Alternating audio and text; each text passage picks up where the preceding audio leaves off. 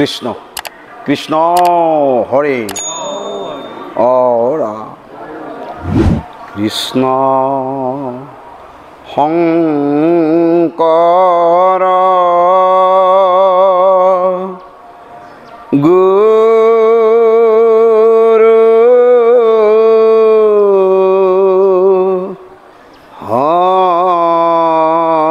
হৰি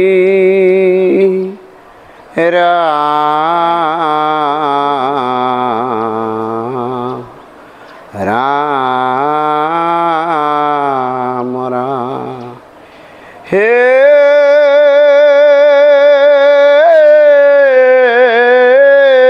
ৰাম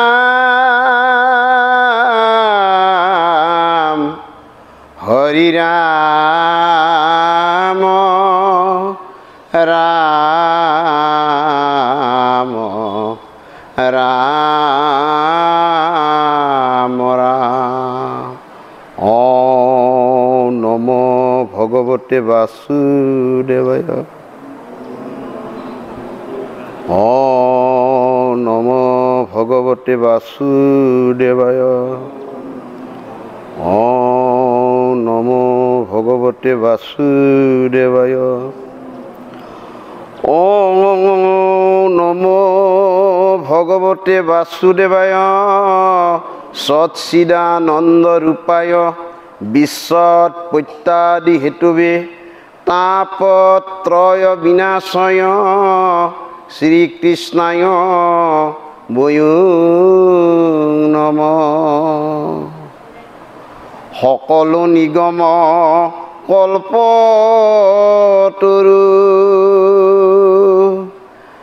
तार फल महा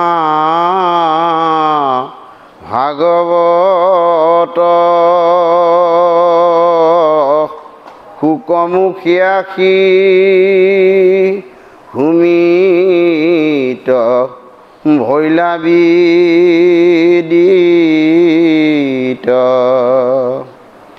ৰসত চতুৰ জিত জন কৃষ্ণৰ চৰণে দিয়ামন পৰম সন্তোষে পিয়ক ৰসয়মৃত পৰম সন্তোষে পিয়ক ৰসয়মৃত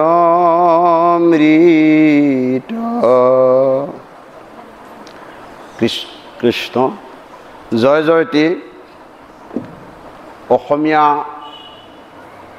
সমাজৰ পথ প্ৰৱৰ্তক একশৰণ হৰিনাম ধৰ্মৰ ভেটি প্ৰতিষ্ঠাপক মহাপুৰুষ শ্ৰীমন্ত শংকৰ গুৰু আৰু তেওঁৰ প্ৰপন্ন শিষ্য মহাপুৰুষ মাধৱদেৱৰ শ্ৰীচৰণত প্ৰণিপাত জনাই দৈৱকীৰ নন্দন উদ্ধৱৰ বন্দন কংসৰ কাল আৰু যশোদাৰ লাল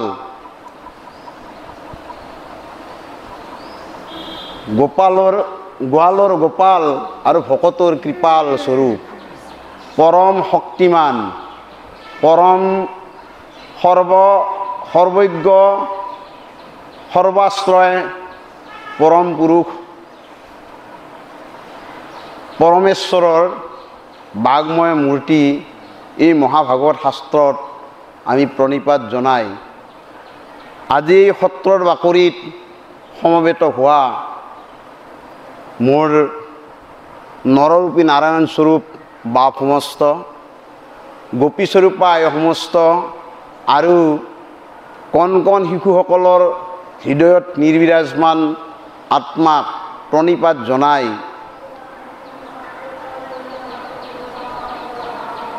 এই বৈকুণ্ঠৰ কল্পটো শাস্ত্ৰ আজি অলপ আলোচনা বিলোচনা কৰিম বুলি আমি আগবাঢ়িম মহান সৎকৰ্ম কিয়নো আমাৰ মহাপুৰুষ মাধৱদেৱ যাৰ আজি তিৰোভাৱতী তিথি আপোনালোকে পালন কৰিছে সেইজনা পুৰুষে এজোকা ঘোষা এনেধৰণে আমাক দি থৈ গৈছিল যে সত্য যুগে ধ্যান, তেতা যুগে যজ্ঞ, দ্বাপৰ যুগত পূজা, কলিত হৰিৰ কীৰ্তন বিনাই আৱৰ নাহিকে দুজা।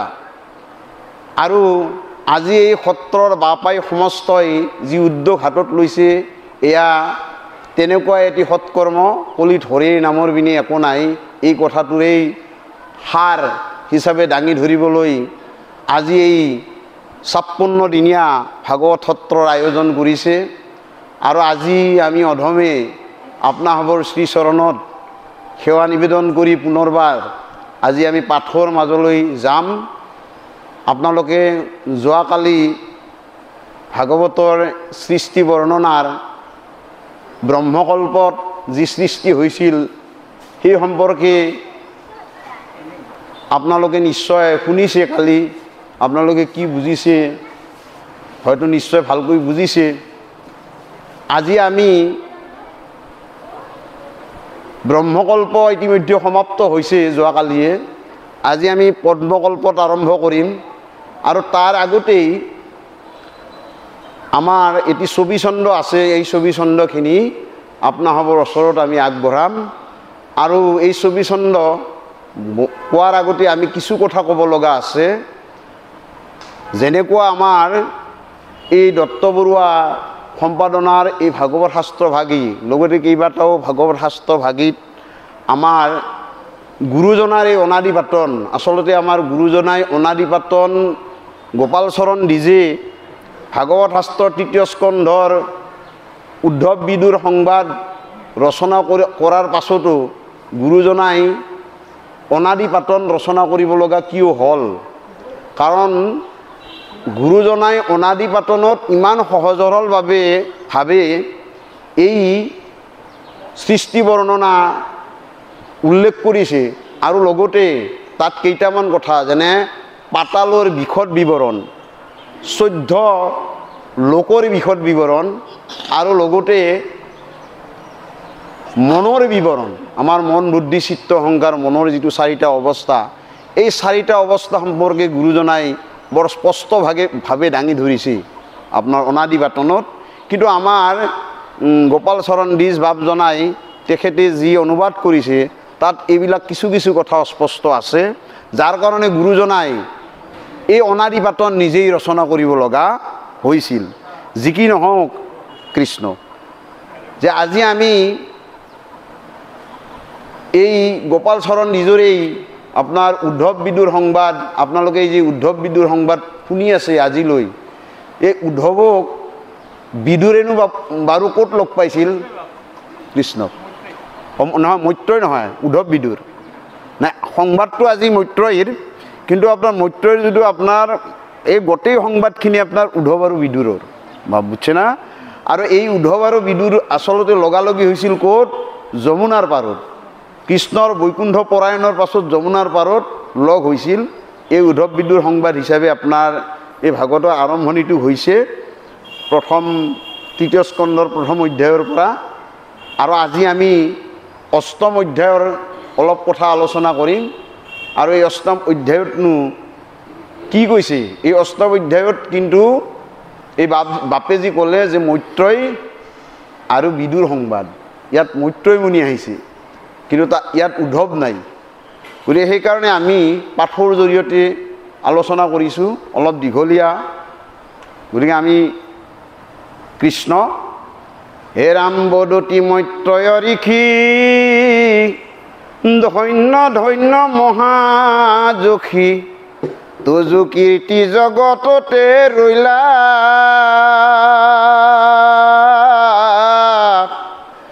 জানিল স্বৰূপত ইত কুৰু বংশ যত,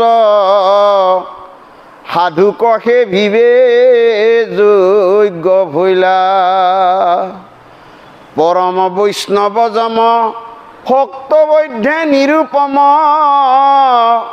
হৰিৰ কথাত মহাৰত। হেন তুমি আখিয়াত আপুনি ভৈলা হাজাত,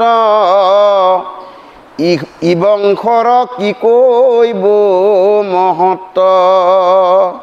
গোচকল কৰ দুখ মিলক পৰম সুখ সিকাৰণে মহাযত্ন কৰি আৰম্ভিব ভাগৱত যাক ঋষি সমস্তত আপুনি কহিলা দেৱ হৰি।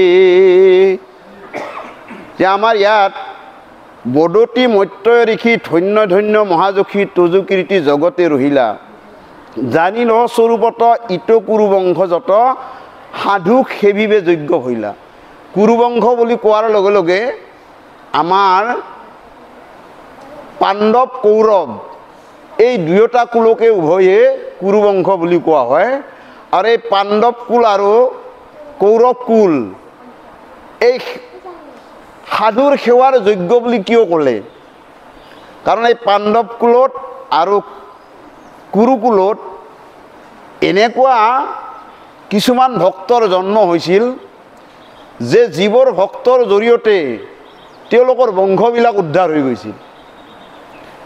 এই কথাখিনি আপোনাভাৱে নিমে নৱসিদ্ধ সংবাদ সংস্কৃত ভাগৱত ২য় অধ্যায় শ্লোক নম্বৰ ১ এনেধৰণে কৈছে, গোবিন্দ ভুজগুপ্তায়া দাৰৱতম কুৰুদ্বহম আবাসীন নাৰদ অভীক্ষণম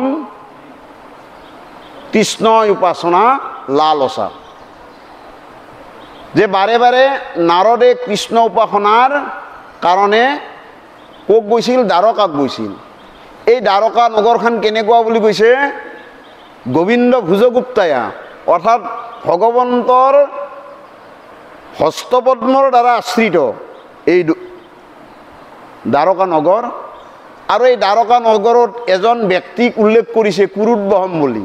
ইয়াতে কুৰুকুলৰ কথা অহাৰ কাৰণে আমি এইখিনি কথা টানি আনিছোঁ যে এই কুৰুদ্বহম বুলি আপোনাৰ কাক উল্লেখ কৰিছে, কাক সম্বোধন কৰিছে? এইটো পৰীক্ষিত ৰাজাক। যে পৰীক্ষিত ৰাজাক কুৰুদ্বহম, কুৰুদ্বহম শব্দৰ অৰ্থটো হ'ল, সংস্কৃত শব্দৰ অৰ্থটো হ'ল পোষণ কৰোঁতা বা উদ্ধাৰ কৰোঁতা। পোষণ কৰোঁতা বা উদ্ধাৰ কৰোঁতা অৰ্থাৎ কুৰুকুলৰ দুজন ব্যক্তিয়ে মাত্ৰ ভাগৱত শুনিছিল। আপোনালোকে মন কৰিও যে আমাৰ মহাভাগৱত বুলি কোৱা হয় ভীষ্মক, কিন্তু ভীষ্ময়ে ভাগৱত শুনা নাছিল। বুজি পাইছেনে? কাৰণ যেতিয়া পৰীক্ষিত ৰাজাক প্ৰথম ভাগৱত শুনালে তেতিয়া সুখদেৱ গোস্বামীক পৰীক্ষিত ৰাজাই প্ৰশ্ন কৰিছিল, বুলিবাহা যিটো কথা, বুলিবাহা অপূৰ্ব যিটো কহি আছা মুনি, ইটো কথা একো পুৰুষত নতো শুনি। যে সেই গুৰুদেৱ শুকপ্ৰভু, তুমি যিবোৰ কথা মোৰ আগত কৈ আছা এনেকুৱা কথা মই মোৰ পিতৃ পিতামহৰ মুখৰ পৰা কোনোদিন শুনা নাছিলোঁ। আজি তুমি এইবোৰ কথা ক'ৰ কথা কৈ আছা? আৰু তেতিয়া সুখদেৱ গোস্বামী কৈছিল, কি বুলি কৈছিল? যে শুনা সাৱধানে আকৌ নিপতি উত্তৰ ইটো মহাভাগৱত শাস্ত্ৰ বৈকুণ্ঠৰ। যে এই ভাগৱত শাস্ত্ৰ বৈকুণ্ঠ শাস্ত্ৰ, তোমাৰ পিতৃ পিতামহই এই শাস্ত্ৰ কেতিয়াও শুনা নাছিল। আজি প্ৰথমবাৰৰ বাবে তুমি এই ভাগৱত শাস্ত্ৰ শুনিলা। আৰু তাৰপিছত দ্বিতীয়বাৰৰ বাবে কাই শুনিছে? এই যে কুৰুকুলৰ সৌভাগ্যৱান ব্যক্তি বিদুৰে। বুজি পাইছে নাই? গতিকে আপোনাৰ যে যিহেতু তুমি এই ভাগৱত শাস্ত্ৰ শুনিলা, আগত তোমালোকৰ পিতৃ পিতামহসকলে এই যে কুৰুক্ষেত্ৰ যুদ্ধত মৃত্যু হোৱা জীৱবিলাকৰ কাৰণে কি পিণ্ড জলাঞ্জলি দিলে, এইবিলাকে তেওঁলোকক উদ্ধাৰ কৰিব নোৱাৰিলে।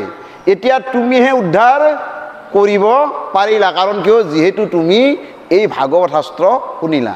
এতিয়া বাপাই সমস্ত আমি ভাগৱত শাস্ত্ৰ কিয় শুনিব লাগে, এইটো এটা আমাৰ সিদ্ধান্ত।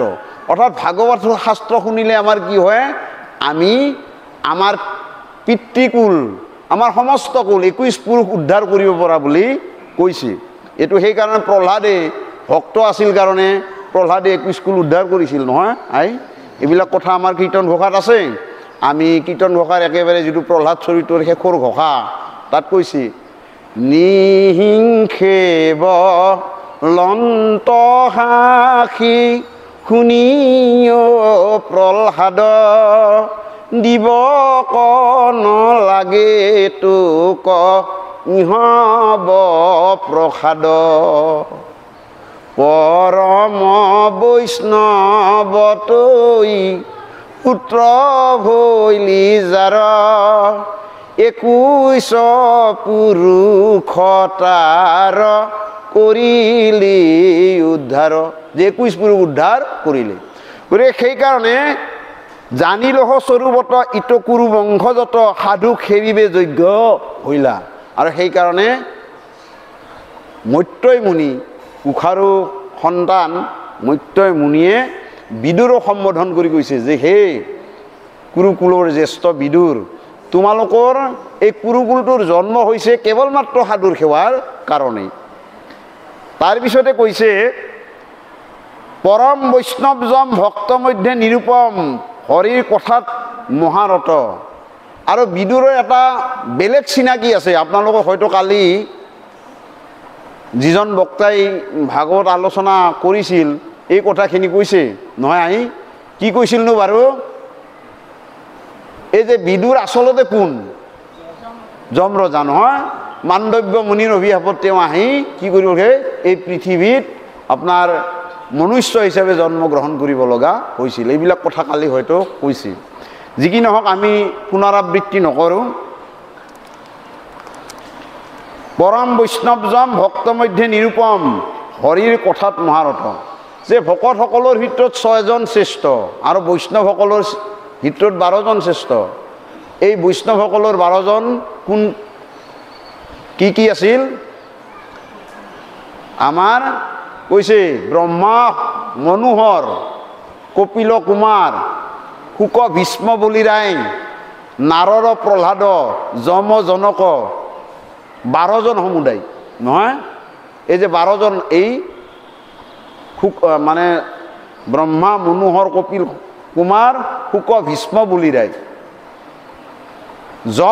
যম এজন বৈষ্ণৱ 12 জন বৈষ্ণৱৰ যম একজন বৈষ্ণৱ আছে গতিকে এই যমৰ অংশে আহা এই বিদুৰ মহাভাগ্যৱান কেৱল মাত্ৰ হৰি হোৱাৰ কাৰণেই তেওঁৰ জন্ম হৈছে বুলি কুশাৰু পুত্ৰ মৈত্ৰই মুনিয়ে কৈছে হেন তুমি আখিয়াত আপুনি হৈলাহাজাত এই বংশ কি কৰিব মহত্ব যে যিহেতু তুমি এই বংশত আহি জন্মগ্ৰহণ কৰিলা এই বংশৰ মহত্ব আৰু কৈ শেষ কৰিব নোৱাৰিম গুচকল অকৰ দুখ মিলক পৰম সুখ সিকাৰণে মহাযত্ন কৰি আৰম্ভিল ভাগৱত জাকৰ সি সমস্তত আপুনি কহিলা দেৱ হৰি যেতিয়া ভাগৱত শাস্ত্ৰ সম্পৰ্কে মৈত্ৰই মুনিয়ে বিদুৰৰ আগত ক'ব কিনো ক'ব আমি আগুৱাই যাম এৰা মোক কোনৰূপে ভগৱন্ত কোন ঋষি সমস্তত কহিলন্ত ইটো ভাগৱত তুমি বা কি মতে পাইলা যদি হেন মনে বোলা শুনাতে বে আর কহুতত্ব পাতালপুরত হৰি অনন্ত স্বৰূপ ধৰি লীলায়ে সন্ত মহেশ্বৰ ধবল সুন্দৰ কাই উপমাৰ নাহি ঠাই তামসিক মূৰ্তি মাধৱৰ দিব্যৰত্ন মণিময় প্ৰকাশে কীৰ্তিশয় হাজাৰে কফনাৰ উপৰে কমল নয়ন হৰি শান্ত অল্প অল্প কৰি দেৱতা হবক দায়াতৰে নানাবিধ দ্ৰব্য লয়া নাগনাৰী গণে গয়া প্ৰেম হবে চৰণ পূজয়ী নানামতে স্তুতি বলি কৰি হবে কৃতাঞ্জলি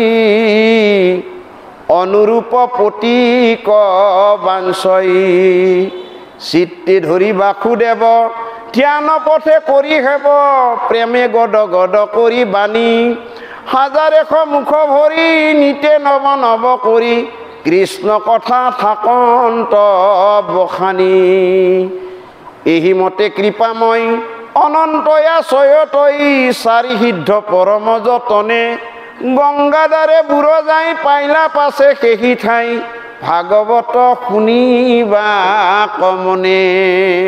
যে বাপাই সমস্ত মৈত্ৰেয় মুনিয়ে বিদুৰক প্ৰশ্ন কৰিছে যে এই ভাগৱত শাস্ত্ৰৰ কথা যি তোমাৰ আগত কম, এই ভাগৱতনো কেনেকৈ আহিল, এই বিষয়ে মই তোমাৰ আগত কম।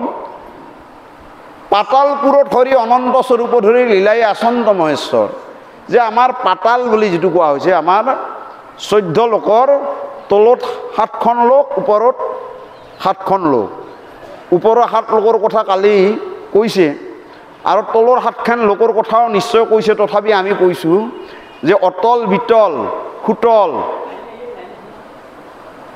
তলাতল, ৰসাতল, মহাতল আৰু পাতাল।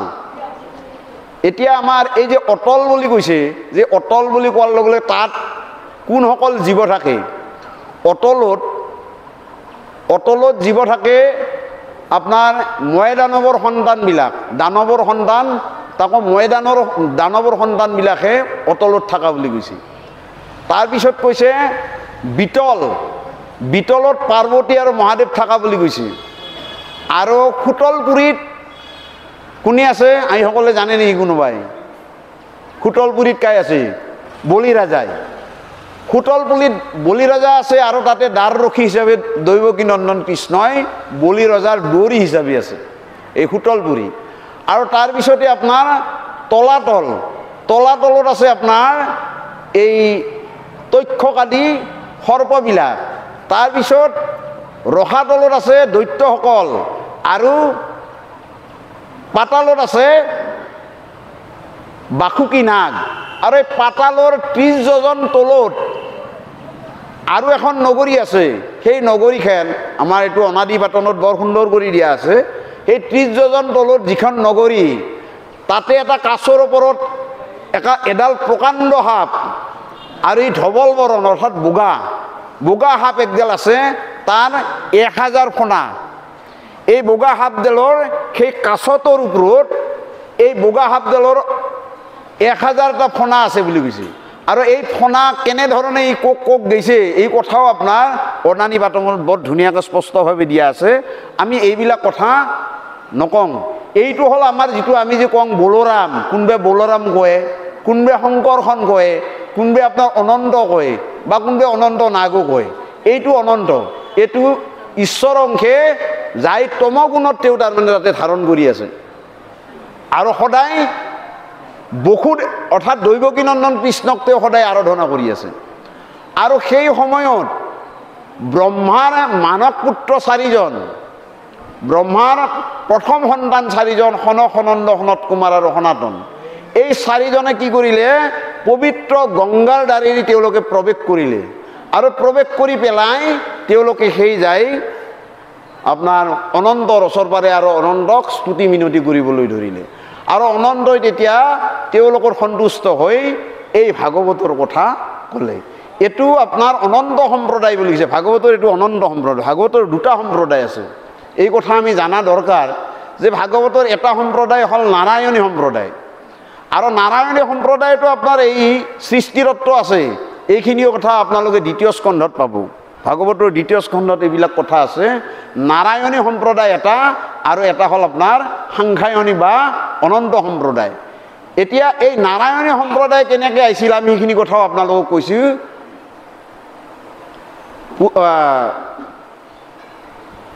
পূৰ্বকালে ভাগৱত পৃথিৱীত আহিল যেবে কহ এঠা পূৰ্বে আদি নিৰঞ্জনে অনাদিক কহিলা, অনাদি অনন্তৰ আগত কহিলা, অনন্তই কহিলা কালপুৰ নাৰায়ণে, কালপুৰীয়াই কহিলা হংস নাৰায়ণে, হংস নাৰায়ণে শ্ৰী নাৰায়ণক দিলা, শ্ৰী নাৰায়ণে ব্ৰহ্মা বিষ্ণু মহেশত কহিলা। ব্ৰহ্মাদেৱে কহিলন্ত নাৰদৰ আগত, নাৰদে ব্যাসক, ব্যাসে শুকক কহিলা, শুকদেৱে পৰীক্ষিত আগে প্ৰকাশিলা, উগ্ৰশ্ৰৱা সুতে তাতে শুনি আছিল অন্ত, তেহ বাছে মনোহৰ সুতত কহন্ত, তেহ কহিলন্ত নিহিংসৰ আগত, তেহ কহিল লন্ত শংকৰাচাৰ্যত, শংকৰাচাৰ্যই কহিলন্ত নিহিংসৰ আগত, নিহিংসই পৰমানন্দত, পৰমানন্দই মহাভাৰতীত, মহাভাৰতীয়ে পুৰুষোত্তমত কৈলন্ত, পুৰুষোত্তমে বিষ্ণুপুৰীত থৈলন্ত তাৰ শিষ্য ব্ৰহ্ম ভট্টাচাৰ্য নাম তাৰ শিষ্য জগদীশ মিশ্ৰই অনুপাম জগদীশ মিশ্ৰে পুণ্য কৃষ্ণ জানি শংকৰৰ দেৱক দিলা এই ভাগৱত আনি যে শংকৰদেৱক এই শংকৰদেৱে কেনেকৈ ভাগৱত পাঠ কলা এই যে গোবিন্দ মিশ্ৰৰ পৰা এই ভাগৱত এইটো হ'ল নাৰায়ণী সম্প্ৰদায় আৰু এতিয়া আমি আজি যিটো সম্প্ৰদায়ৰ কথা আলোচনা কৰিম এইটো হ'ল সাংখ্যায়নী সম্প্ৰদায় বা অনন্ত সম্প্ৰদায় এতিয়া অনন্তৰ মুখে এই ভাগৱত কোনে শুনিলে সনকাদি চাৰি সিদ্ধই আমি তাৰ পিছত দিছোঁ গংগাধাৰে বুঢ়ো যাই পাছে পাইলা পাছে সেই ঠাই ভাগৱত শুনিবাক মনে হে ৰাম দেখি গয়া নাৰায়ণ প্ৰেম ভাৱে আলিংগন দণ্ডৱতে পৰি প্ৰণামিলা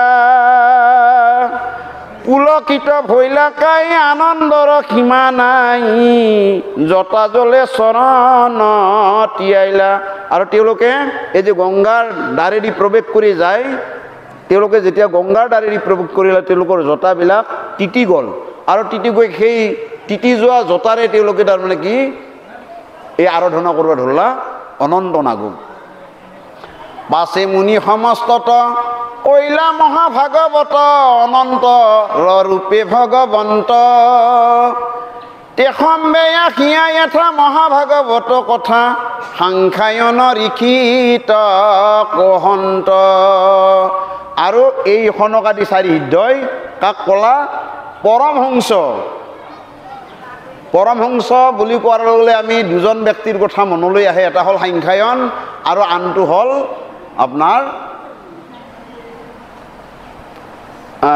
কি বুলি কয় আমাৰ সুখদেৱ গোস্বামী এই দুজন পৰমহংস বুলি কৈছে পৰমহংসম একম অমলম জ্ঞানম যত বৈষ্ণৱানম ধ্যানম এইটো আমাৰ ভাগৱত মহাত্মাত এইবিলাক কথা আছে যে গতিকে পৰমহংসকলৰ ভিতৰত শ্ৰেষ্ঠ এই সাংখ্যায়ন মুনি আৰু এই সাংখ্যায়ন মুনিক এই চাৰি সিদ্ধই ভাগৱত কলা এতিয়া এই চাৰি সিদ্ধৰ পাছত কোনে পালে হে ৰাম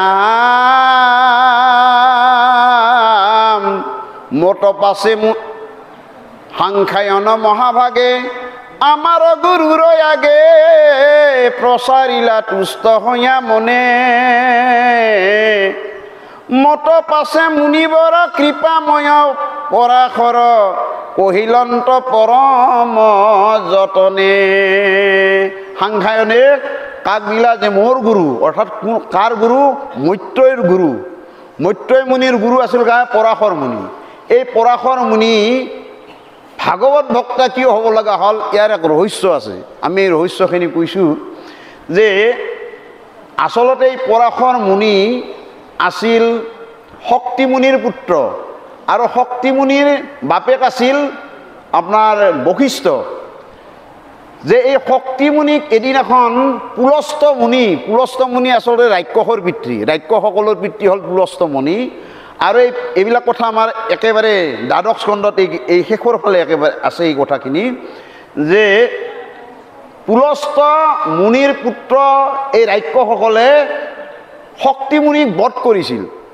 আৰু সেই খঙতে শক্তিমুনিক বধ কৰাৰ সেই খঙতে এই পৰাশৰ মুনিয়ে এটা প্ৰকাণ্ড যজ্ঞ আয়োজন কৰিছিল যে ৰাক্ষসকলক সকলোবিলাক নিধন কৰিব আৰু সেই সময়ত বশিষ্ঠই যায় তেওঁক অনুনয় বিনয় কৰি যে বাপা কাৰণ বশিষ্ঠই আটেক হয় যে তুমি এইবিলাক কৰিব নালাগে কাৰণ কিয় এইটো ব্ৰহ্মচিত কৰ্ম নহয় কোনোবাৰ মৃত্যু তেওঁৰ কৰ্মৰ দোষত হয় গতিকে তেওঁৰ কাৰণে আমি তুমি আৰু তাৰমানে কোনোবাক তাৰমানে ইয়াৰ বাবে তাৰমানে হত্যা কৰাটো তোমাৰ সমীচীন নহয় এইটো ব্ৰহ্মচিত কৰ্ম নহয় গতিকে তুমি ইয়াক ত্যাগ কৰা আৰু এই পৰাশৰ মুনিয়ে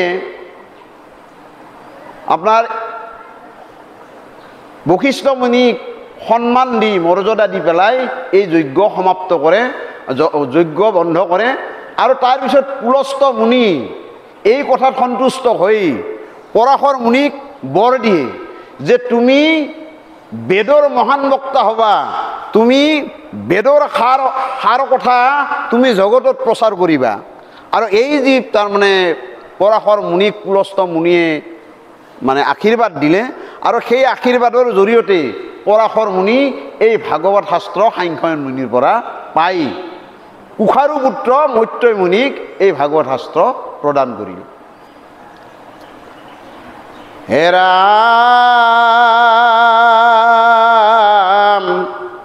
মই আজি নিষ্ট কৰি গোবিন্দক মনে স্মৰি সেহি শাস্ত্ৰ কহিবতো মাত জাত তুমি মহাসন্ত অনুগত শ্ৰদ্ধাৱন্ত মাধৱৰ ভকত সাক্ষাৎ। যে আজি তোমাৰ আগত মই সেই ভাগৱত শাস্ত্ৰ অৰ্থাৎ মৈত্ৰেয় মুনিয়ে কৈছে যে এই মহান ভগৱন্তৰ পৰম ভকত হে বিদুৰ আজি তোমাৰ আগত মই সেই ভাগৱত কথা আলোচনা কৰিম। হে ৰাম সম্প্ৰদায় যেন মত কহিল তাৰ তত্ত্ব পদ্মকল্প শুনায়াত পৰে যত সভা সদগণ কৃষ্ণ পদে দিয়া মন হৰি হৰি বোলা নিৰন্তৰে। যে ইয়াৰ পিছত তোমাক মই পদ্মকল্প সম্পৰ্কে কওঁ শুনা। এতিয়া মৈত্ৰেয় মুনি বিদুৰক পদ্মকল্প সম্পৰ্কে ক'ব। এতিয়া পদ্মকল্প ইয়াৰ আগত আপোনালোকে যোৱাকালি আপোনালোকে ব্ৰহ্মকল্প সম্পৰ্কে শুনিছে।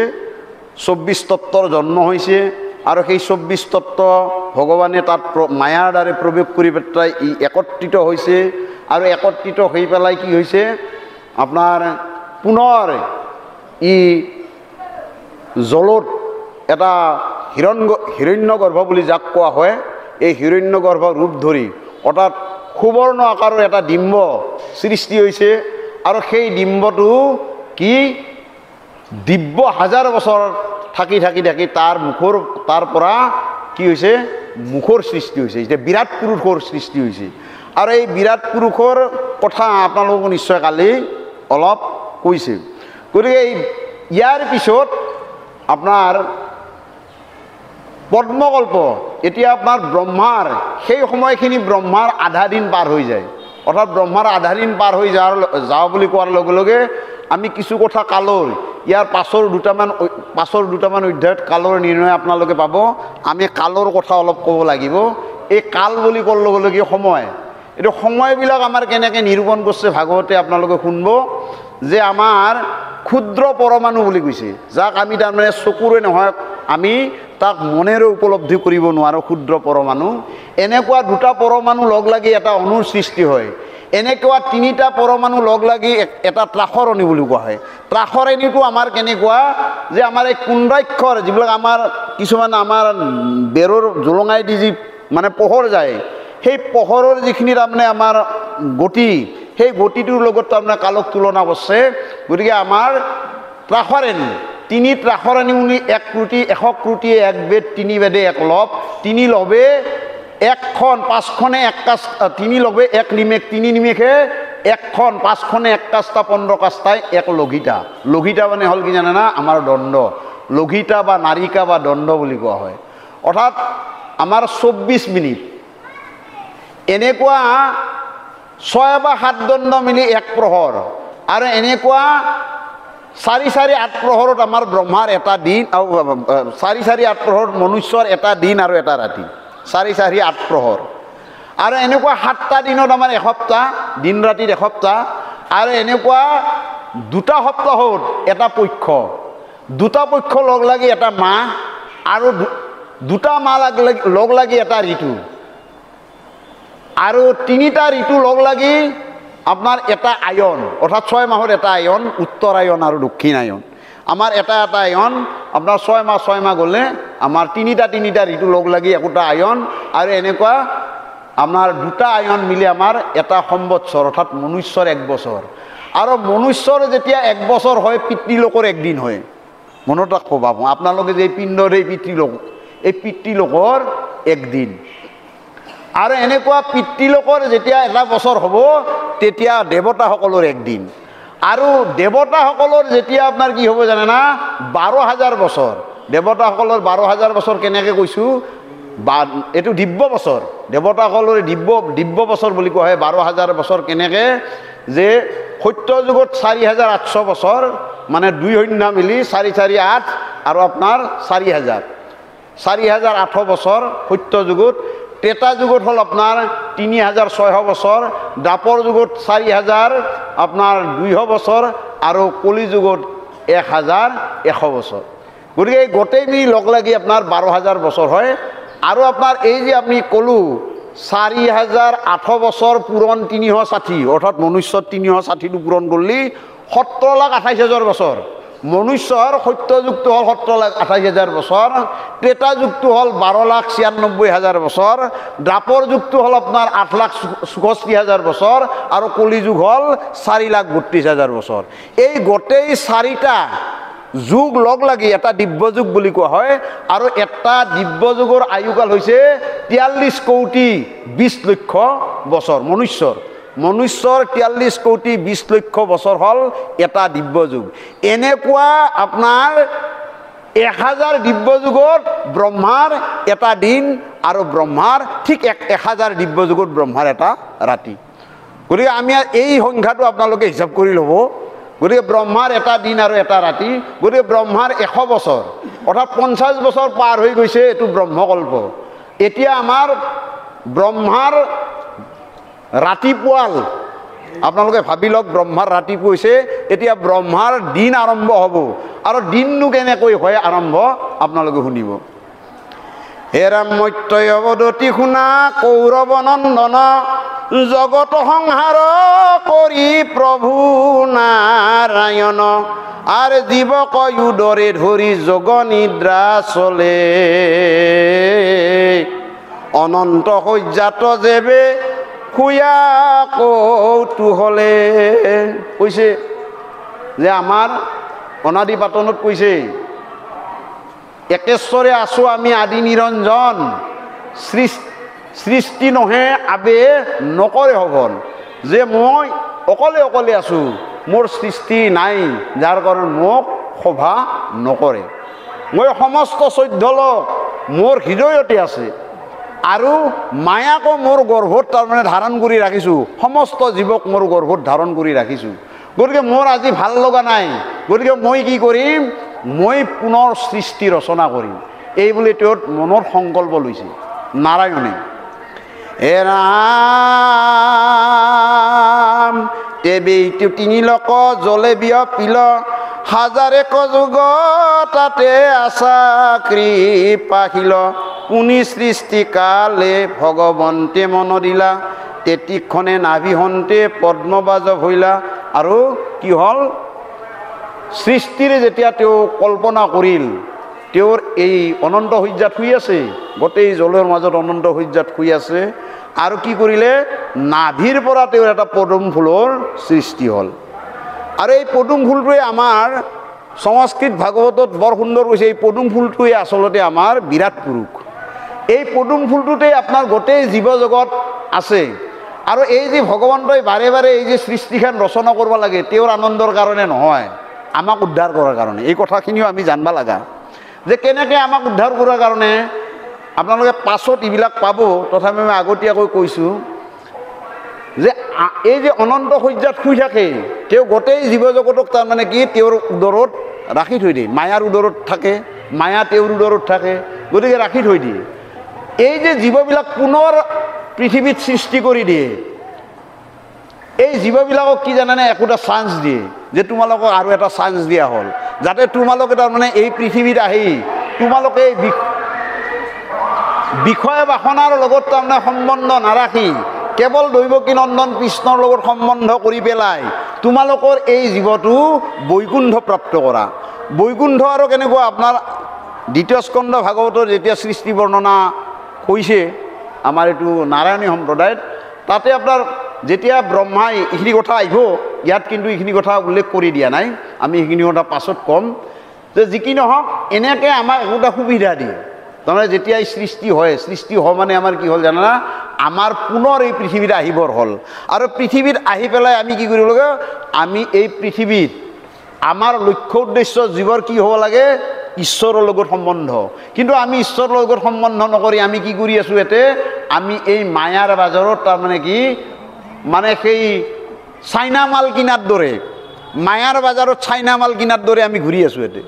চাইনা মাল মানে বুজি পাইছেনে আপোনালোকে চাইবচোন আজিকালি পূজা পাতলত যাই দেখা পাব চব চাইনা মাল আপুনি ঘৰত তাতে কিনলা 200 টাকাই দি ঘৰত আহাৰ লগে লগে এইটো নচলা হ'ল নহয় বাপ চব চাইনা মাল তাৰমানে কথা হৈছে কি জানা আমি যে এই তাৰমানে এই যে আমি ঈশ্বৰৰ লগত সম্পৰ্ক নকৰি আমি যে তাৰমানে বিষয় বাসনাৰ লগত সম্পৰ্ক কৰি আছো ইমান চব চাইনা মাল এইগিলা তাৰমানে কি জানা খনিকেতে হয় নষ্ট হয় যতে কেও বিষয় সবে মায়াময় মনেহে কৰে প্ৰকাশ পুত্ৰ দ্বাৰা ধন খনেকতে হয় নাশ পুত্ৰ ধাৰা ধন সবে অসাৰ খনেকতে হয় নাশ বুলি কৈছে এটা তৎক্ষণাত নাশ হৈ যায় তাৰমানে এই চাইনা মালৰ দৰে এই আছে এই নাই গতিকে এনেকুৱা বস্তুৰ প্ৰতি আমি আকৃষ্ট নহয় ভগৱন্তই আমাক এটা সুবিধা দিছে যে তোমালোকে কি কৰা তোমালোকে এই পদ্মকল্পত তোমালোকে সৃষ্টি হৈ তোমালোকে কি কৰা এই দৈৱকী নন্দন কৃষ্ণৰ উপাসনা কৰা এইখিনি কথাই আমাক ব্ৰহ্মাইও ক'ব হে ৰাম কোনো সৃষ্টিকালে ভগৱন্তে মন দিলা তেতিক্ষণে নাভি হন্তে পদ্ম বাজ ভৈলা পৰম শ্ৰীমন্ত পদ্ম দেখিবি পৰিত যেহেন সাক্ষাতে সূৰ্য ভৈলন্ত উদিত এই আমাৰ বোকাত ফুলা পদুমটোৰ কথা কোৱা নাই এই পদুমটো ফুলাৰ লগে লগে কি হৈছে গোটেই দশধিক তাৰমানে পোহৰ হৈ উঠছে যেন দ্বাদশ আদিত্য একেলগে তাৰমানে কি পৃথিৱী উদ্ভাসিত হৈছে তাৰে আগতে কিন্তু পৃথিৱীখন কি আছিল আন্ধাৰ আছিল কাৰণ কিয় জলময় কেৱল জল আৰু বায়ু আছে বাকী আৰ একো নাই হে ৰাম তাহাৰ কান্তিয়ে জল প্ৰকাশ কৰয় পাছে সেই পদ্মে জন্মিল অন্ত বিধিতয় আৰু তাত কি হ'ল এই ব্ৰহ্মাৰ জন্ম বিধি মানে ব্ৰহ্মাৰ জন্ম হ'ল কৰ্ণিকাত বহি শান্ত সচকিত হৈ প্ৰলয়ৰ বায়ুৱে পদ্মক কম্পই নাজানিয়া স্থিতি মনে বিতৰ্কিবে লইলা মই জাতই আচৰিত কৈত জাত হইলা ব্ৰহ্মাৰ প্ৰশ্ন হ'ল যে তেওঁহে চাইছে যে মই ক'ত আছোঁ মই থকা জাগা সুটাই ক'ৰ পৰা সৃষ্টি হৈছে মই যে আছোঁ এই যে পদ্মৰ ওপৰত এই পদ্মটো ক'ৰ পৰা সৃষ্টি হৈছে ব্ৰহ্মাৰ সংশয় হৈছে আচলতে আমাৰো তাৰমানে কি এইবিলাক প্ৰশ্ন আমাৰো হ'ব লাগে যে আমি কিয় আহিছোঁ ক'ৰ পৰা আহিছোঁ আমি ক'ক যাব আহিছোঁ আমি যে মনুষ্য শৰীৰটো লৈছিলোঁ এই মনুষ্য শৰীৰটো লৈ পেলাই আমি এই পৃথিৱীত কিয় আহিছোঁ ক'ক আহিছোঁ কি কৰিব আহিছোঁ আৰু আমি ক'ক যাম এই চাৰিটা প্ৰশ্ন আমাৰ হ'ব লাগে তেতিয়াহে আমাৰ ভগৱত প্ৰেম হ'ব আৰু এই চাৰিটা প্ৰশ্ন যদি আমাৰ হৃদয়ত উদ্ভাসিত নহয় তেনেহ'লে আমাৰ কেতিয়াও ঈশ্বৰ প্ৰেম নহয় হে ৰাম জল মাজে দেখো পদ্ম একেশ্বৰ জানো আৰু তাৰ তলে আছে আধাৰ সুন্দৰ যে নিশ্চয় এই পদ্মটোৰ তলত কিবা এটা আধাৰ আছে এই বুলি তেওঁৰ মনত এটা সংশয় জন্মিছে আৰু লগতে কি কৈছে এই বুলি পদ্মনালে পক্ষী প্ৰজাপতি শতেক বৎসৰ বিচাৰিলাই বহিতি 100 বছৰ সেই পদ্মৰ নালেদি অহা যোৱা কৰি আছে আৰু অহা যোৱা কৰি কিন্তু তেওঁ একো সমিধান নাপালে আৰু তাৰপিছত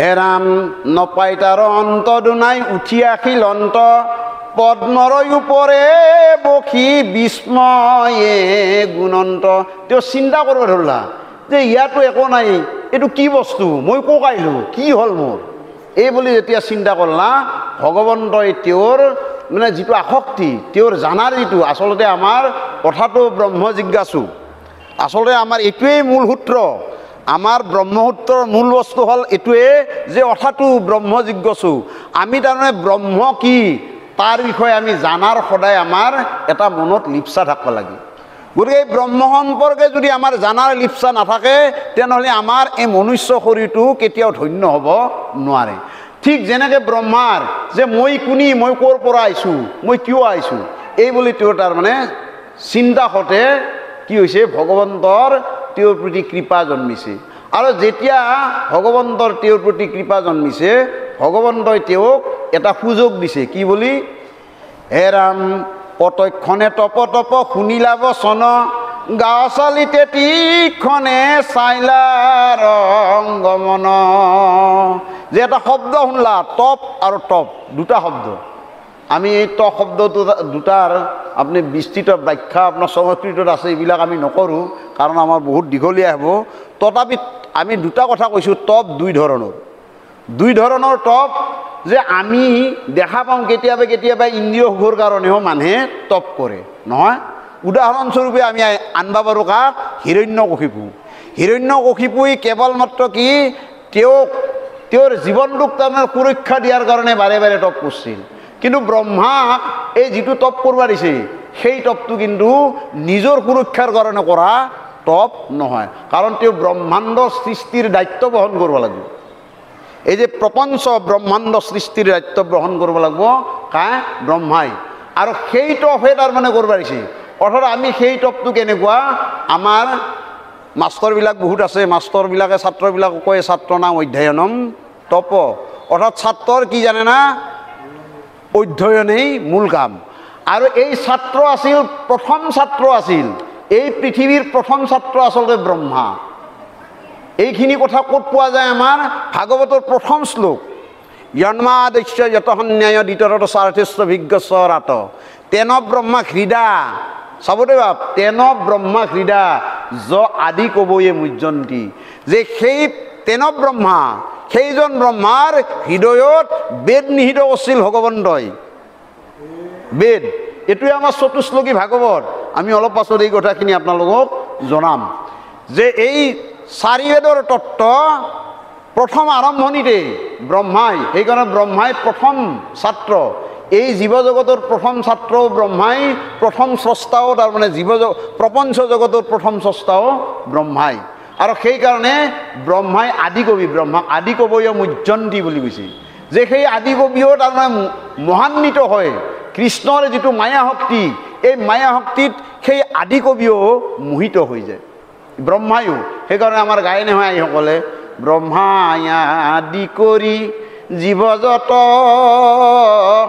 ৰাম ৰাম ৰাম ৰাম ৰাম মায়া সজ্জা মাজে আশ্ৰয় ঘুমুটি যায় মায়া সজ্জা মাজে তেওঁ ঘুমুটি গতিকে তেওঁ মোহিত হয় আৰু বাকী দেৱতাসকলৰ কথা কৈ তো লাভে নাই ব্ৰহ্মায়ে যেতিয়া মোহিত হয় দেৱতাসকলৰ কথানো কিনো কম গতিকে এনেকুৱা ব্ৰহ্মাক তপ বাণীৰে তাৰমানে কি ভগৱন্তই এটা ইচাৰা কৰিছে আৰু এই ইচাৰা পাই ভগৱন্তৰ কি কৰিলে এই বেলা সৃষ্টি কৰ কৃষ্ণৰ কৃপাত চাৰি দিশে চাৰি মুখ লোভিলা সাক্ষাৎ পাছে সাৱধান হৈয়া বায়ু নিৰোধিয়া হাজাৰ বৎসৰ তপ আছিল টপিয়া আৰু তেওঁ কি কৰিলা তপ্ত শব্দটো ক'ৰ পৰা আহিছে এই কথাটো তেওঁ ধাৰণা কৰি তেওঁ চাৰিওফালে ঘূৰি চালা আৰু চাৰিওফালে ঘূৰি চোৱাৰ লগে লগে তেওঁৰ এই ব্ৰহ্মাৰ যি চাৰিখন মুখ কাৰণটো হ'ল এইটো চাৰিওফালে ঘূৰি চোৱাৰ লগে লগে চাৰিখন মুখ হৈ গ'ল আৰু চাৰিখন মুখ হৈ যোৱাৰ পিছত তেওঁ দিব্য হাজাৰ বছৰ কি কৰিলা এই তপস্যা কৰিব ধৰিলে দিব্য হাজাৰ বছৰ তেওঁ সাধনা কৰিব ধৰিলে কাৰণ কিয় জানে না এটা সৃষ্টি এই প্ৰপঞ্চ জগতৰ সৃষ্টি কৰাৰ দায়িত্ব তেওঁক দিব গতিকে এই প্ৰপঞ্চ জগতৰ সৃষ্টি কৰাৰ আগতে তেওঁ এই দৈৱকী নন্দন কৃষ্ণনো কি বস্তু এই সম্পৰ্কে জানা তেওঁৰনো ধাম কেনেকুৱা আৰু এই জগতখননো কেনেকুৱা এই সমস্ত কথা তেওঁ তাৰমানে জ্ঞাত হ'ব লাগিব আৰু সেইকাৰণে দিব্য হাজাৰ বছৰ তেওঁ তপস্যা কৰিলে কিন্তু আমাৰ আইসকল মনত ৰাখিব আমিওতো সৃষ্টি কৰোঁ নহয় আমাৰ যে সন্তানবিলাক জন্ম দিওঁ এই একে সৃষ্টি নহয় কিন্তু আমি বাৰু তাৰমানে এনেকুৱা দিব্য হাজাৰ বছৰ তপস্যা কৰোঁ নেকি আমি এটা সন্তান জন্ম দিয়াৰ কাৰণে এইবিলাক আমাৰ তাৰমানে জানিব লগা কথা যে আমাৰ জানিব লগা কথা হ'ল কি জানে না, যেনেকৈ তাৰমানে এই ব্ৰহ্মাই প্ৰপঞ্চ জগতখন সৃষ্টি কৰাৰ কাৰণে 70,000 বছৰ তপস্যা কৰিছে, আমিও এটা ভাল সন্তান পাবলৈ আমি কি কৰিব লাগিব, এনেকুৱা সাধনা আমি আয়ত্ত কৰিব লাগিব আৰু তাৰ জৰিয়তে আমি সন্তান জন্ম দিব লাগিব আৰু এনেকুৱা সন্তানে কি হ'ব, আমাৰ সমাজৰ কল্যাণ সাধন কৰিব। নহ'লে কি কৰিব জানে না নাই আইসকল, যে দুৰ্গাকে হত্যা কৰিব। আপোনালোকে গম পায় না, কলকাতাত সিদিনা কি হ'ল, হাজাৰ হাজাৰ দুৰ্গা পূজা, লাখ লাখ দুৰ্গা পূজা, য'কে যায় তাতে দুৰ্গা পূজা, কিন্তু কি হ'ল, জীৱন্ত দুৰ্গাক যিটো তাৰমানে অত্যাচাৰ, এনেকুৱা দুৰ্গা পূজা কৰি কিবা লাভ আছে নেকি কওক? জীৱন্ত দুৰ্গাৰ আজি কি গতি হৈছে কলকাতাত, এনেকুৱা জীৱন্ত দুৰ্গাৰ যি গতি হৈছে, সেনেকুৱা জীৱন্ত দুৰ্গাক এনেকুৱা গতি কৰি আমি দুৰ্গা পূজাত থালি দি সেৱা কৰাৰ কোনো অৰ্থ আছে নেকি বুলি ভাবে নেকি আপোনালোকে? কোনো অৰ্থ নাই। গতিকে আমি এই জীৱন্ত মাতৃ, জীৱন্ত দুৰ্গাক আমি সেবিব লাগে, জীৱন্ত দুৰ্গাকহে আমি তাৰমানে কি কৰিব লাগে, আমি আগুৱাই নিয়াত সহায় কৰিব লাগে। এইটো হ'ল মূল কথা। হে ৰাম,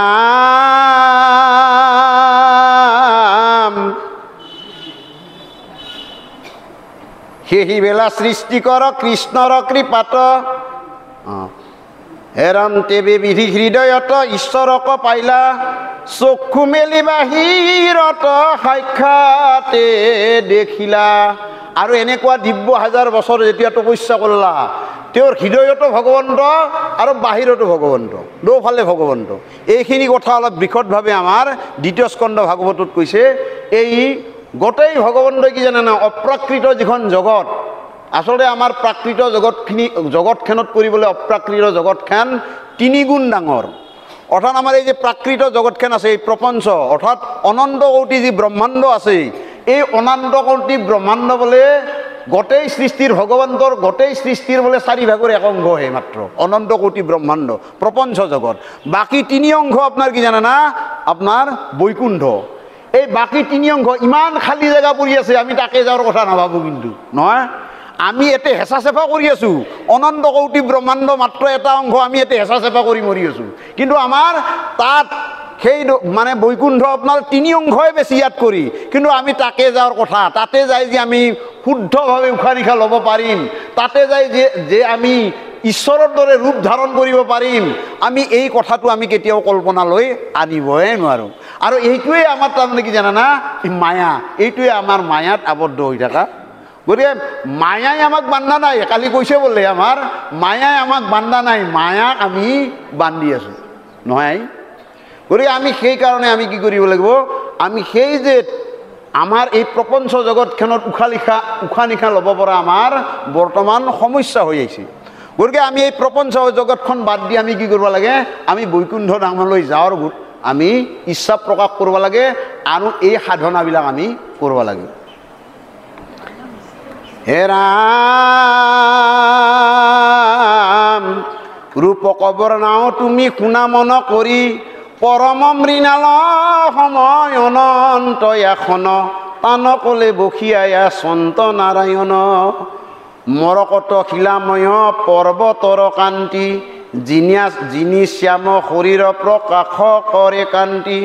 যে মৰকত শিলাময় পৰ্বতৰ কান্তি, যে ভগৱন্তৰ ৰূপটো এনেকুৱা বুলি কৈছে যে আমাৰ প্ৰবাল পাথৰেৰে খচিত এখন পৰ্বত, এই পৰ্বতখনকো বোলে তাৰমানে ভগৱন্তৰ যিটো ৰূপ, সেই ৰূপে তাৰমানে উপহাস কৰে বোলে। যে ভগৱন্তৰ সেই ৰূপে, ভগৱন্তৰ যি ৰূপ, সেই ৰূপটোই তাৰমানে কি প্ৰবাল পাথৰ খচিত এখন পৰ্বতক তাৰমানে উপহাস কৰে, যে তোৰ সৌন্দৰ্যই মই যেতিয়া তাক যাম, সমস্ত সৌন্দৰ্য নাইকিয়া হৈ যাব। যেনেকৈ ধৰক আমাৰ সুন্দৰ ধুনীয়া ছোৱালী দুটা যাই আছে, তাতে যদি এটা তাৰমানে কি অলপ বিশ্ৰী ছোৱালী যায়, তাইক আমাৰ কাৰো কোনোবা চকুত পৰিব নেকি? আহি নপৰে নহয়। ধুনীয়া ছোৱালী দুটা সেই আমাৰ চকু যাব। ঠিক তদ্ৰূপ তাৰমানে কি এই পাহাৰখনৰো অৱস্থা নহয়, প্ৰবাল খচিত বুলি কৈছে। এই প্ৰবাল খচিত পাহাৰখনক তাৰমানে কি ম্লান কৰি দিছে তাৰমানে কৃষ্ণৰ সেই অপৰূপ সৌন্দৰ্যই, তাকে কৈছিল। হে ৰাম,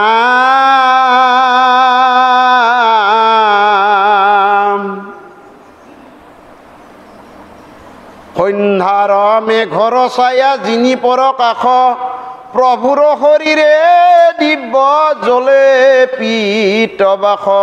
আৰু ভগৱন্তৰ যিটো পীতবৰণ মানে বস্ত্ৰ, এই পীতবৰণ বস্ত্ৰখনে কেনেকুৱা বুলি কৈছে, আমাৰ সন্ধ্যা সময়ত পিছফালে যেতিয়া সূৰ্যটো আমাৰ নমিত হৈ যায়, মানে অস্তমিত হ'ব, ঠিক সেই সময়তে সূৰ্যটোৰ ঠিক অলপ ওপৰেদি যেতিয়া তাৰমানে ঘন মেঘৰ তাৰমানে কি এটা আৱৰণ আহি পৰিব, আৰু সেই ঘন মেঘৰ আৱৰণ পৰাৰ লগে লগে কি হ'ব, এই যিটো তাৰমানে আমাৰ পিতল বৰণীয়া এটা যিটো তাৰমানে দৃশ্য আমাৰ তাৰমানে পশ্চিম দিশৰ পৰা আমাৰ পৃথিৱীত পৰিব, সেই তেনেকুৱা এটা দৃশ্য ভগৱন্তৰ তাৰমানে কি এই যে তেওঁৰ কঁকালত থকা তেওঁৰ পীত বস্ত্ৰই এনেকুৱা এটা শোভা কৰা বুলি কৈছিল।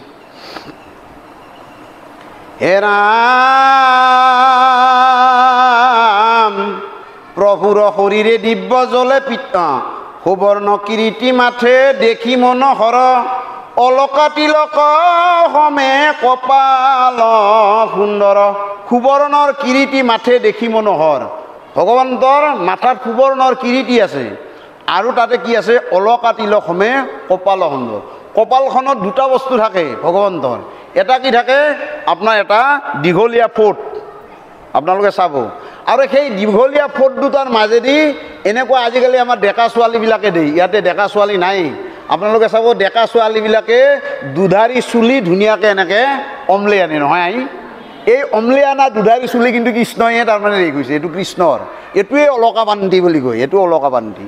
আৰু ইয়াতে যেতিয়া আপোনাৰ কি হয় জানানা, তেওঁৰ তাৰমানে ঘাম লাগে, আৰু ঘাম যেতিয়া ৰথৰ চকাৰ ধূলিবিলাক তাত পৰে, ই আৰু যেনেকুৱা এটা দিব্য ৰূপ প্ৰকাশ কৰে, এইটো আপোনাৰ এই দিব্য ৰূপৰ প্ৰকাশটো আপোনালোকে আমাৰ প্ৰথম স্কন্ধ ভাগৱতৰ ভীষ্ম স্তুতিত এই কথাখিনি আপোনালোকে পাব। ভীষ্মই যেতিয়া স্তুতি কৰিছিল, এই ভগৱন্তই যেতিয়া ভীষ্মৰ ভৰিৰ ফালে তাৰমানে থিয় হৈ আছিল, এই দৃশ্যটো তেওঁ তাৰমানে উপভোগ কৰি আছিল আৰু তেওঁ নিজে নিজে বৰ্ণনা কৰি আছিল। আৰু শেষত কি কৈছিল ভীষ্মই এটা কথা কৈছিল যে হে প্ৰভু, মই কোনোদিন তোমাৰ ওচৰত মোৰ আজি জীৱনৰ ইতিমতি কল্পিত ৰূপ বিভুংগম বুলি কৈছে। এইটো আপোনাৰ ভাগৱতৰ এই এটা বৰ সুন্দৰ গীত আছে আপোনাৰ ভীষ্ম স্তুতিৰ। ইতি বুলি কোৱাৰ লগে লগে যে মোৰ আজি জীৱনৰ ইতি হ'ল, মই আজি জীৱনটোৰ মোৰ সমাপ্তি হ'ব, গতিকে প্ৰভু মই আপোনাৰ ওচৰত এটা মিনতি কি যে মোৰ এজনী সুন্দৰী ছোৱালী আছে, আপুনি তাক বিয়া কৰাব লাগে। এই কথা এষাৰ আপোনালোকে অলপ মন দিছে না, মই কি ক'লোঁ যে ভীষ্মই কৈছে মোৰ এজনী ছোৱালী আছে, আপুনি মোৰ সেই ছোৱালীটোৰ পানী গ্ৰহণ কৰিব লাগে। ভীষ্মৰ ছোৱালী আছিল নেকি? মই সেইকাৰণে উঠছোঁ। কিন্তু কথা হৈছে কি জানানা, এটি দেমঙহৰ ছোৱালী নহয়, ইটি মতি মানে কি জানে না, আমাৰো আপোনালোকক শ্ৰীমতী নলখে মতি কিয় লখে, তাৰমানে আমাৰ বোলে সংসাৰৰ বুদ্ধিৰ ঘাই বোলে আইসকল, সংসাৰৰ বুদ্ধিৰ ঘাই হ'ল আইসকল, সেইকাৰণে আইসকলক শ্ৰীমতী বুলি মাতে নহয়, এইটো বুদ্ধি, যে মোৰ বুদ্ধিটো ক'তো সমৰ্পণ কৰিব পৰা নাই প্ৰভু, আজি মই মৃত্যুৰ আগে আগে মোৰ এই বুদ্ধিটো তোমাৰ চৰণত সমৰ্পণ কৰিলোঁ, গতিকে তুমি মোৰ এই বুদ্ধি নামৰ কইনাজনী পানী গ্ৰহণ কৰিব লাগে নহয়। গতিকে বাপ এই সমস্ত আমি এই কথাখিনি কিয় আওতালৈ আনিলোঁ, এইকাৰণে যে আমাৰ এই যিটো বুদ্ধি, আমাৰ বুদ্ধিটো দুইফালে যায়। আমাৰ শৰীৰত কেইটামান বস্তু আছে, এক ভাগে আছে বিবেক, এক ভাগে আছে মন। মনটো মায়াৰ পৰা আহা, বুজিছ না, বিবেকটো ঈশ্বৰৰ পৰা আহা, বিবেক ঈশ্বৰৰ পৰা আহা, মনটো মায়াৰ পৰা আহা। সদায় মনক মায়া যে জানা হাৰে হাৰ, মনটো মায়াৰ পৰা আহা, বিবেকটো ঈশ্বৰৰ পৰা আহা, আৰু বুদ্ধি দমজাত পৰে। বুদ্ধি কি জানে না নাই, কেতিয়াবা কেতিয়াবা বিবেকৰ লগত সম্পৰ্ক কৰিব খোজে, আৰু কেতিয়াবা কেতিয়াবা মনৰ লগত সম্পৰ্ক কৰিব খোজে। মনৰ লগত যেতিয়া বুদ্ধি সম্পৰ্ক কৰিব, তেতিয়া আমাৰ অনৰ্থ আহিল। আমাৰ এই মনুষ্য শৰীৰটোৰ অনৰ্থ কেতিয়া হয়, যেতিয়া মনটো বুদ্ধিটো আমাৰ মনৰ লগত সম্পৰ্ক হয়। সেইকাৰণে বুদ্ধিটো আমাৰ মনৰ লগত সম্পৰ্ক কৰাৰ চেষ্টা কৰবা নালগে। বুদ্ধিটো আমাৰ কাৰ লগত সম্পৰ্ক কৰিব লাগে, বিবেকৰ লগত। সেইকাৰণে আমাৰ বিবেক অধিষ্ঠিত বুদ্ধি হ'ব লাগে। বিবেক অধিষ্ঠিত বুদ্ধি হ'লে কি জানে না নাই, সেইটো মতি হয়। আৰু মতি মানে কি, মতি কেনেকুৱা মতি, সতী আপোনালোকে চাবচোন, আপোনালোকৰ আমাৰ যদি বাপগৰাকীৰ আইগৰাকী যদি সতী হ'ল, তেনেহ'লে আইগৰাকী তাৰমানে বাপগৰাকীৰ চিন্তা কৰিব লাগে একো নাই নহয়। বাপ যদি আইগৰাকী বাপগৰাকীৰ সতী হ'ল, তেওঁৰ মতি ভাল হ'বই, বুদ্ধি ভাল হ'বই। আৰু বুদ্ধি ভাল হ'লে কি হ'ব জানেনে নাই? যেতিয়া মতি যেতিয়া সতী হ'ব তেতিয়া ভক্তি হ'ব। বুজি পাইছে নাই? মতি যেতিয়া সতী হ'ব তেতিয়াহে ভক্তি হ'ব। সেইকাৰণে আমাৰ মতিটো সতী হ'ব লাগে। আৰু সতী হ'ব লাগিলে আমি কি কৰিব লাগিব? আমাৰ বিবেকৰ লগত সম্পৰ্ক কৰিব লাগিব। আৰু কৰিলেহে আমি কি হ'ম? ঈশ্বৰৰ ভক্তি লাভ কৰিব পাৰিম। যি কি নহওক, এতিয়া কৈছে যে অলকা তিলক সমে কপাল সুন্দৰ। অলকা তিলক এৰা মুখে মন্দ মন্দ হাসয় অধৰৰা তুল দখন মুকুতা যেন নাখা তিল ফুল। নাকটো তিলৰ ফুলৰ দৰে, দখনবিলাক মুকুতাৰ নিচিনা। দখন মানে দাঁত। মকৰ মকৰ কুণ্ডল, কুণ্ডল হ'ব লাগিছিল, মুণ্ডল হৈ আছিল। এৰাম মকৰ কুণ্ডল প্ৰকাশ হয় গণ্ডস্থল বিৰাজে কণ্ঠত দিব্য কৌস্তৱ উজ্জ্বল। মকৰ কুণ্ডল আমাৰ কি গণ্ডস্থলত প্ৰকাশ কৰি আছে বুলি কৈছে। আৰু বিৰাজে কণ্ঠত দিব কৌস্তৱ উজ্জ্বল। ভগৱন্তৰ কৌস্তৱমণি আমাৰ ক'ত থাকে? ভগৱন্তৰ গলত থাকে। আৰু আমাৰ বৈকুণ্ঠৰ যিবিলাক পাৰিষদ আছে, ব্ৰহ্মাই দেখা পাই আছে এইখিনি দিয়ক আইসকল, এইখিনি কথা আপোনালোকে নাপাহৰিব। এই দৃশ্যটো ব্ৰহ্মাই দেখা পাই আছে। এই যিটো আপোনাৰ এই ৰূপৰ বৰ্ণনা হৈছে, এইটো ব্ৰহ্মাই অপ্ৰাকৃত জগতখন দেখা পাই আছে। আৰু সেই অপ্ৰাকৃত সেই আমাৰ যে তিনিগুণ বেছি সেই অপ্ৰাকৃত জগতখন ব্ৰহ্মাই দেখা পাই আছে। আৰু ব্ৰহ্মাই সেই দেখা পোৱাৰ লগে লগে তাতে আৰু এটা দৃশ্য দেখা পাইছে। ভগৱন্তই যেনেকুৱা বাকী যিবিলাক তাতে তাৰমানে সেৱক আছে চববিলাক তেনেকুৱা, চববিলাক তেনেকুৱা। তাৰমানে আপোনাৰ চতুৰ্ভুজ, শংখচক্ৰ, গদা পদ্ম গোটেই আছে, ধ্বজভজ অংকুশ পদ্ম গোটেই আছে। কিন্তু দুটা বস্তু নাই। কি নাই? বৈকুণ্ঠৰ পাৰিষদবিলাকৰ আৰু ভগৱন্তৰ মাজত দুটাই পাৰ্থক্য। এটা হ'ল এই কৌস্তৱমণি, আনটো হ'ল শ্ৰীবৎস পাণ্টি। ভগৱন্তৰ শ্ৰীবৎস পাণ্টি থাকে আৰু কৌস্তৱমণি থাকে। আৰু এই দুটাৰ আমি বাকী তত্ত্ববিলাক আপোনালোকক নকওঁ, কাৰণ আপোনালোক সকলোৱে ভজনীয়া নহয়। ভজনীয়া হয় যদি আমি ক'ব পাৰোঁ, কিন্তু ভজনীয়া নহ'লে আমি এই সকলোবিলাক তত্ত্ব কোৱা অলপ মানা আছে। আমাৰ এইটো আমাৰ গুৰুজনাৰে এইটো আদেশ আছে। আমি সেইকাৰণে দুটা তত্ত্বৰ কথা আপোনালোকে কৈছোঁ। এই যে কৌস্তৱমণি ভগৱন্তৰ আছে, কিন্তু বাকী যি আপোনাৰ বৈকুণ্ঠৰ পাৰিষদবিলাকৰ নাই। কিয়? এই কাৰণে যে সমস্ত জীৱ জগতক এই কৌস্তৱমণিত ভগৱন্তই ধাৰণ কৰি থাকে। বাকী আমাৰ পাৰিষদবিলাকে এই জীৱ জগতক ধাৰণ কৰি থাকিব পৰা ক্ষমতা নাই। আৰু সেইকাৰণে দৈৱকী নন্দন কৃষ্ণৰ কৌস্তৱমণিটো থাকে। আৰু দ্বিতীয় হ'ল কি জানা? আমাৰ ভগৱন্তৰ আধাৰ হ'ল কি জানে না নাই? ভকত। বুজি পাইছে না নাই? আমাৰ যেনেকৈ আধাৰ, আমাৰ বিষয় বাসনাত আমাৰ আধাৰ বস্তু কি জানে না নাই? পুত্ৰ, কন্যা, জোৱাই, যি এইবিলাক আমাৰ তাৰমানে কি জানে? মানে আমাৰ আধাৰ। কিন্তু দৈৱকী নন্দন কৃষ্ণৰ এই পাৰিষদবিলাকৰ আধাৰ কি জানে নাই? ভকত। আৰু ভগৱন্তৰ তাৰমানে আধাৰ বস্তু হ'ল ভকত। সেইকাৰণে ভকতৰ চিহ্ন আপোনাৰ ভৃগুমুনিৰ সেই চিহ্নটোৱে হ'ল আপোনাৰ শ্ৰীবৎস পাণ্টি, আৰু তেওঁ ধাৰণ কৰি ৰাখছিল ভকত চিহ্ন হিচাপে। আৰু এই দুটা বস্তু বাকী পাৰিষদবিলাকৰ নাই। এৰাম ৰতন মুকুতা পুষ্প ময়মালা ছয় শ্ৰীবৎসয়ংকিত বক্ষস্থল প্ৰকাশয়। এই শ্ৰীবৎসৰ কথা আমি ক'লোঁ আপোনালোকক। এৰাম অলংকাৰ সমে প্ৰকাশ হয় ভুজ ছয় পৰ্বতৰ বেণুবাস তুলনুহি কৈ। বেণুবাস মানে হ'ল আপোনাৰ গুহাবিলাক। পৰ্বতৰ গুহাবিলাক যি আছে, এই পৰ্বতৰ গুহাবিলাকৰ লগত ভগৱন্তৰ হাতৰ অলংকাৰবিলাকক তুলনা কৰিছে। যে একোটা অলংকাৰ, যেনে হাতত বলয়া, বাহুত বাজু নহয়, এনেকুৱা যিবিলাক তাৰমানে অলংকাৰ আছে, এই অলংকাৰবিলাকে যেন একোটা গুহাৰ তাৰমানে সাদৃশ দেখা পোৱা গৈছে। এইটো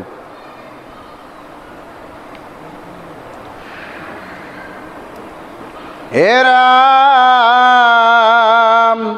কদম্ব পুষ্পৰ কেশৰ ৰজনী কান্তি মেখলা হুহিতে পিত বস্ত্ৰে কৰে কান্তি। এই যে কদম ফুলৰ কেশৰ বুলি কৈছে, আমাৰ কদমৰ ফুলটোৰ ওপৰত একো একোটা বগা আৱৰণ থাকে নহয়, এই বৰ লাৰি বিৰাট খুব মসৃণ, বৰ ভাল লাগে। এইটো হ'ল কদম ফুলৰ কেশৰ। আৰু আমাৰ ভগৱন্তৰ বোলে তাৰমানে কি জানে না, এই পীত বস্ত্ৰৰ ওপৰত সেই কদম ফুলৰ কেশৰৰ নিচিনা দিব্য এটি ৰত্ন জিলিকি থাকে, যিটো কদম ফুলৰ কেশৰৰ সাদৃশ, এই দিব্য অলংকাৰ এটা জিলিকি থকা বুলি কৈছে।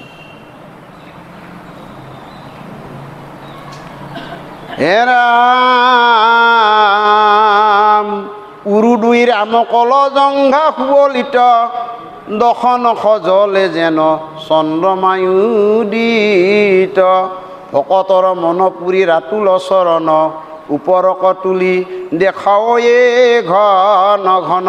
ভকতৰ মন পূৰণ কৰা ভগৱন্তৰ এই ৰাতুল চৰণ যদি বাজে বাজে বাৰে বাৰে তাৰমানে কি কৰে, মানে ওপৰ তল নপৰ নপৰ পৰ সতৰত গময়, এনেকৈ তাৰমানে গতি কৰে।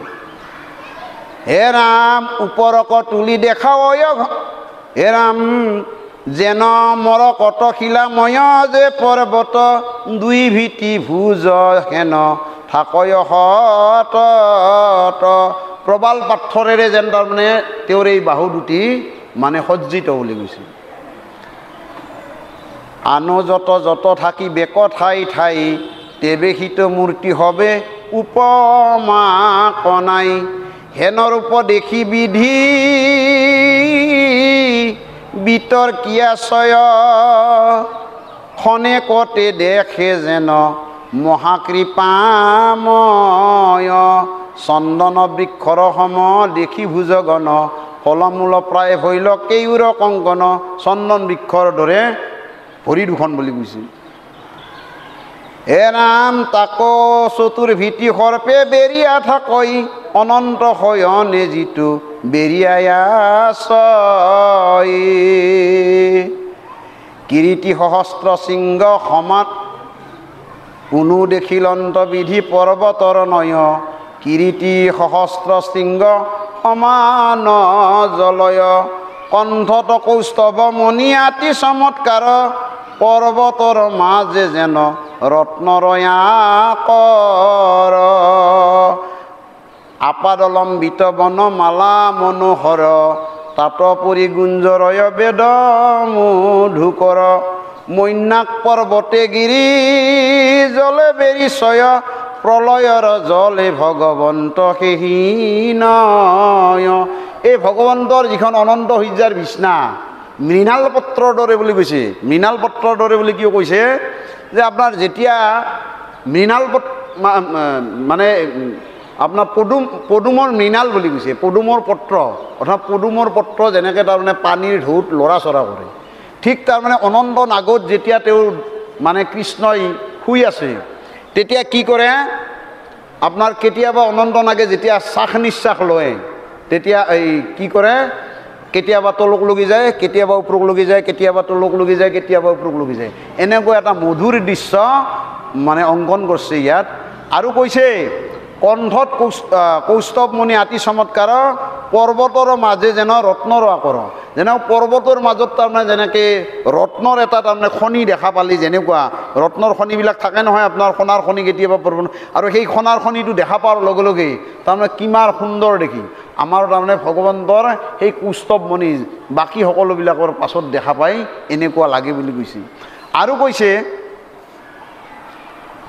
আপাদলম্বিত বনমালা মনোহৰ, তাত পৰি গুঞ্জৰয় বেদ মধুকৰ। আচলতে বনমালাই বেদ, এই যে আমি বেদ বেদ কৰি থাকোঁ, ভগৱন্তৰ এই গলত যিডাল বনমালা আছে, এই বনমালাই বেদ, বুজি পাইছে না। আৰু এই বনমালাকে কেতিয়াবা কেতিয়াবা আকৌ কি বুলি কোৱা হয়, পঞ্চ মহাভূত আৰু মন বুদ্ধি অহংকাৰ, আঠটা পাহিৰ সেই মালাডেল, আৰু এই আঠটা পাহিৰ মালাডেল আঠখণ্ডিত তাৰমানে কি জানা শক্তি, ভগৱন্তৰ আঠোটা শক্তি, আৰু এই আঠোটা শক্তিয়েই তাৰমানে কি জানা একো একোটা বেদৰ মন্ত্ৰ উচ্চাৰণ কৰিলে আঠোটা শক্তিক উচ্চাৰণ কৰা হয়। এইকাৰণে কৈছে কি যে ৰত্নময় গুঞ্জৰয় বেদ মধুকৰ, মানে যেনেকৈ মধুকৰবিলাকে অৰ্থাৎ মৌমাখিবিলাকে গুণগুণ গুণগুণ কৰে, ঠিক তেনেকৈ তাৰমানে ভগৱন্তৰ এই গলৰ মালা দিলে সদায় বেদমন্ত্ৰ উচ্চাৰণ কৰি থাকে বুলি কৈছে। মৈনাক পৰ্বতে গিৰি জলে বেৰি চয়। এতিয়া মৈনাক পৰ্বতৰ কথা ক'ব লাগিব। এখন এনেকুৱা পাহাৰ আছে যিখন চাৰিওফালে সাগৰ, আৰু দৈৱকীনন্দন কৃষ্ণই যি অনন্ত শয্যাত শুই আছে, চাৰিওফালে জলময়, মাজত কিন্তু তাৰমানে আপোনাৰ সেই মানে মৈনাক পৰ্বতৰ দৰে ই ৰৈ আছে। আৰু এই মৈনাক পৰ্বত আপোনালোকে অলপ কথা ক'লে জানিব মৈনাক পৰ্বত কোনখন। যেতিয়া জৰাসন্ধই 17 নম্বৰবাৰ তাৰমানে কৃষ্ণক আক্ৰমণ কৰিব গেল, তেতিয়া কৃষ্ণ আৰু বলৰামে পলে গেল। আৰু সেই পলে যোৱাৰ লগে লগে কি হ'ল জানে না, তেওঁলোকে দৌৰি দৌৰি দৌৰি দৌৰি সেই মৈনাক পৰ্বতত যাই আশ্ৰয় ল'লা। আৰু তেতিয়া সেই মৈনাক পৰ্বতৰ চাৰিওফালে জুই লগে দিবাৰ যেতিয়া উপক্ৰম কৰিছে জৰাসন্ধই, তেতিয়া কি কৰিছিল আপোনাৰ দৈৱকীনন্দন কৃষ্ণ আৰু বলৰামে সিপাৰে জাপ মাৰছিল। আৰু সেই জাপ মাৰোঁতে যোগৰ বলেদি, সেই জাপ মাৰি থাকোঁতে যোগৰ বলেদি পানীত নপৰোঁতে এই দ্বাৰকা নগৰখন সৃষ্টি হৈছিল। দৈৱকীনন্দন কৃষ্ণ আৰু আপোনাৰ বলৰামে পানীত নপৰোঁতে দ্বাৰকা নগৰ সৃষ্টি কৰি দিছিল আপোনাৰ বিশ্বকৰ্মাই। আৰু লগে লগে তাৰমানে কি দৈৱকীনন্দন কৃষ্ণ আৰু বলৰাম যাৱাৰ আগতে গোটেই মথুৰা নগৰীনি তাতে থিতাপি কৰিছিল। আৰু মথুৰা নগৰীৰ সকলোবিলাক লোকে আহি যেতিয়া ৰাতিপুৱা দেখা পায় চবৰে সোণাৰ ঘৰ, আমাৰতো আগৰ সেই বাঁহৰ খেৰৰ ঘৰবিলাক নাই, চবটো সোণাৰ ঘৰ। সেইকাৰণে তেওঁলোকে, কাৰণ আমাৰো কি জানে না, যিবিলাক পথিক আছে এই পথিকবিলাকে, ইয়াৰ পাছৰ অধ্যায়ত এই কথাখিনি আছে যে পথিকবিলাকে যেতিয়া তাৰমানে যাই আপোনাৰ এটা তাৰমানে জুপুৰি ঘৰো ক'তব পায় ৰাতি থকাৰ কাৰণে, সেইটোৱে তেওঁলোকৰ কাৰণে কি হয় জানে না, পৰম আনন্দৰ হয়। তাত কৰি যদি এটা ভাল পায় সেইটো এৰি সেইটোক যায়, বুজি পাইছে না। আমাৰো তাৰমানে এই জীৱবিলাকৰো সেই একে চৰিত্ৰ। আৰু সেইকাৰণে এই মথুৰা নগৰৰ মানে যিসকল তাৰমানে নৰ নাৰী, যিসকল প্ৰজা, এই প্ৰজাসকলে তাত যাই এই সোণাৰ ঘৰ, সোণাৰ সকলোবিলাক দেখা পাই তেওঁলোকে বিমোহিত হয়। আৰু মথুৰা নগৰৰ কথা একবাৰো তেওঁলোকে উচ্চাৰণ নকৰে। এইটো হ'ল মৈনাক পৰ্বত। এৰাম গিৰি বৃক্ষৰূপ দেখি নিহালিছা সন্ত, পাছে প্ৰজাপতি হৰি বুলি জানিলন্ত, দেখনে জানিলা ঈশ্বৰৰ নাভিহন্তে, পৰম শ্ৰীমন্ত পদ্মই আছে প্ৰকাশন্তে। আৰু তেতিয়াহে ব্ৰহ্মাই এই নাভি পদ্ম দেখা পালা। আৰু এই দেখা পোৱাৰ লগে লগে তাৰমানে ব্ৰহ্মাই কেইটামান স্তুতি কৰিছিল। আমি এইখিনি কথা আপোনালোকক কৈছোঁ যে ব্ৰহ্মাই যে প্ৰভু আপুনি যে মোক এই সৃষ্টি কৰবাৰ কাৰণে সৃষ্টি কৰলাক, মই আপুনি মোৰ সমস্ত তপস্যাত সন্তুষ্টও হলাক। আৰু সন্তুষ্ট হৈ পেলাই আপুনি মোক কি কৰিলে যে আপুনি মোক তাৰমানে গোটেই বৈকুণ্ঠৰ চিত্ৰটো দেখুৱাই দিলে। আৰু এই বৈকুণ্ঠৰ চিত্ৰটো আপোনাৰ কৃপাতেই মই দেখা পালোঁ প্ৰভু। গতিকে এতিয়া মই যে সৃষ্টি কৰিম, এই সৃষ্টি কৰোঁতে যেন মোৰ কোনো অহংকাৰ নহয়, তাৰ কাৰণে তুমি মোক কৃপা কৰিব লাগিব। আৰু যেতিয়া ব্ৰহ্মাই এই কথাটো ক'লা, তেতিয়া এই আকৌ তাৰমানে আমাৰ ভাগৱতৰ কথা আহিল। এই যে ভাগৱত চতুশ্লোকত ভাগৱত ব্ৰহ্মাৰ আগত এই নাৰায়ণে ক'লে চতুশ্লোকত ভাগৱত, অহম এৱম আসম এৱম অগ্ৰে নান্যাত যৎসৎ পৰমম পশ্চাদহম যদেৰস্য জহ বশিষ্ঠে সহস্মহ। এইটো ভাগৱতৰ আপোনাৰ দ্বিতীয় স্কন্ধ, আপোনাৰ নৱম অধ্যায় 33 নম্বৰ শ্লোক। আৰু তাতে কৈছে প্ৰথম শ্লোক, এইটো আমাৰ মহাপুৰুষ শ্ৰীমন্ত শংকৰদেৱে অনুবাদ কৰিছে এনেকৈ, জগতৰ পূৰ্বত মই মাত্ৰ থাকোঁ জানা, কাৰ্য কাৰণৰ কিছু নাছিলে ক আন, মই মাত্ৰ মোক দেখি অক সৃষ্টিৰ মধ্যত, দেখা শুনা মানে মই বিচাৰত,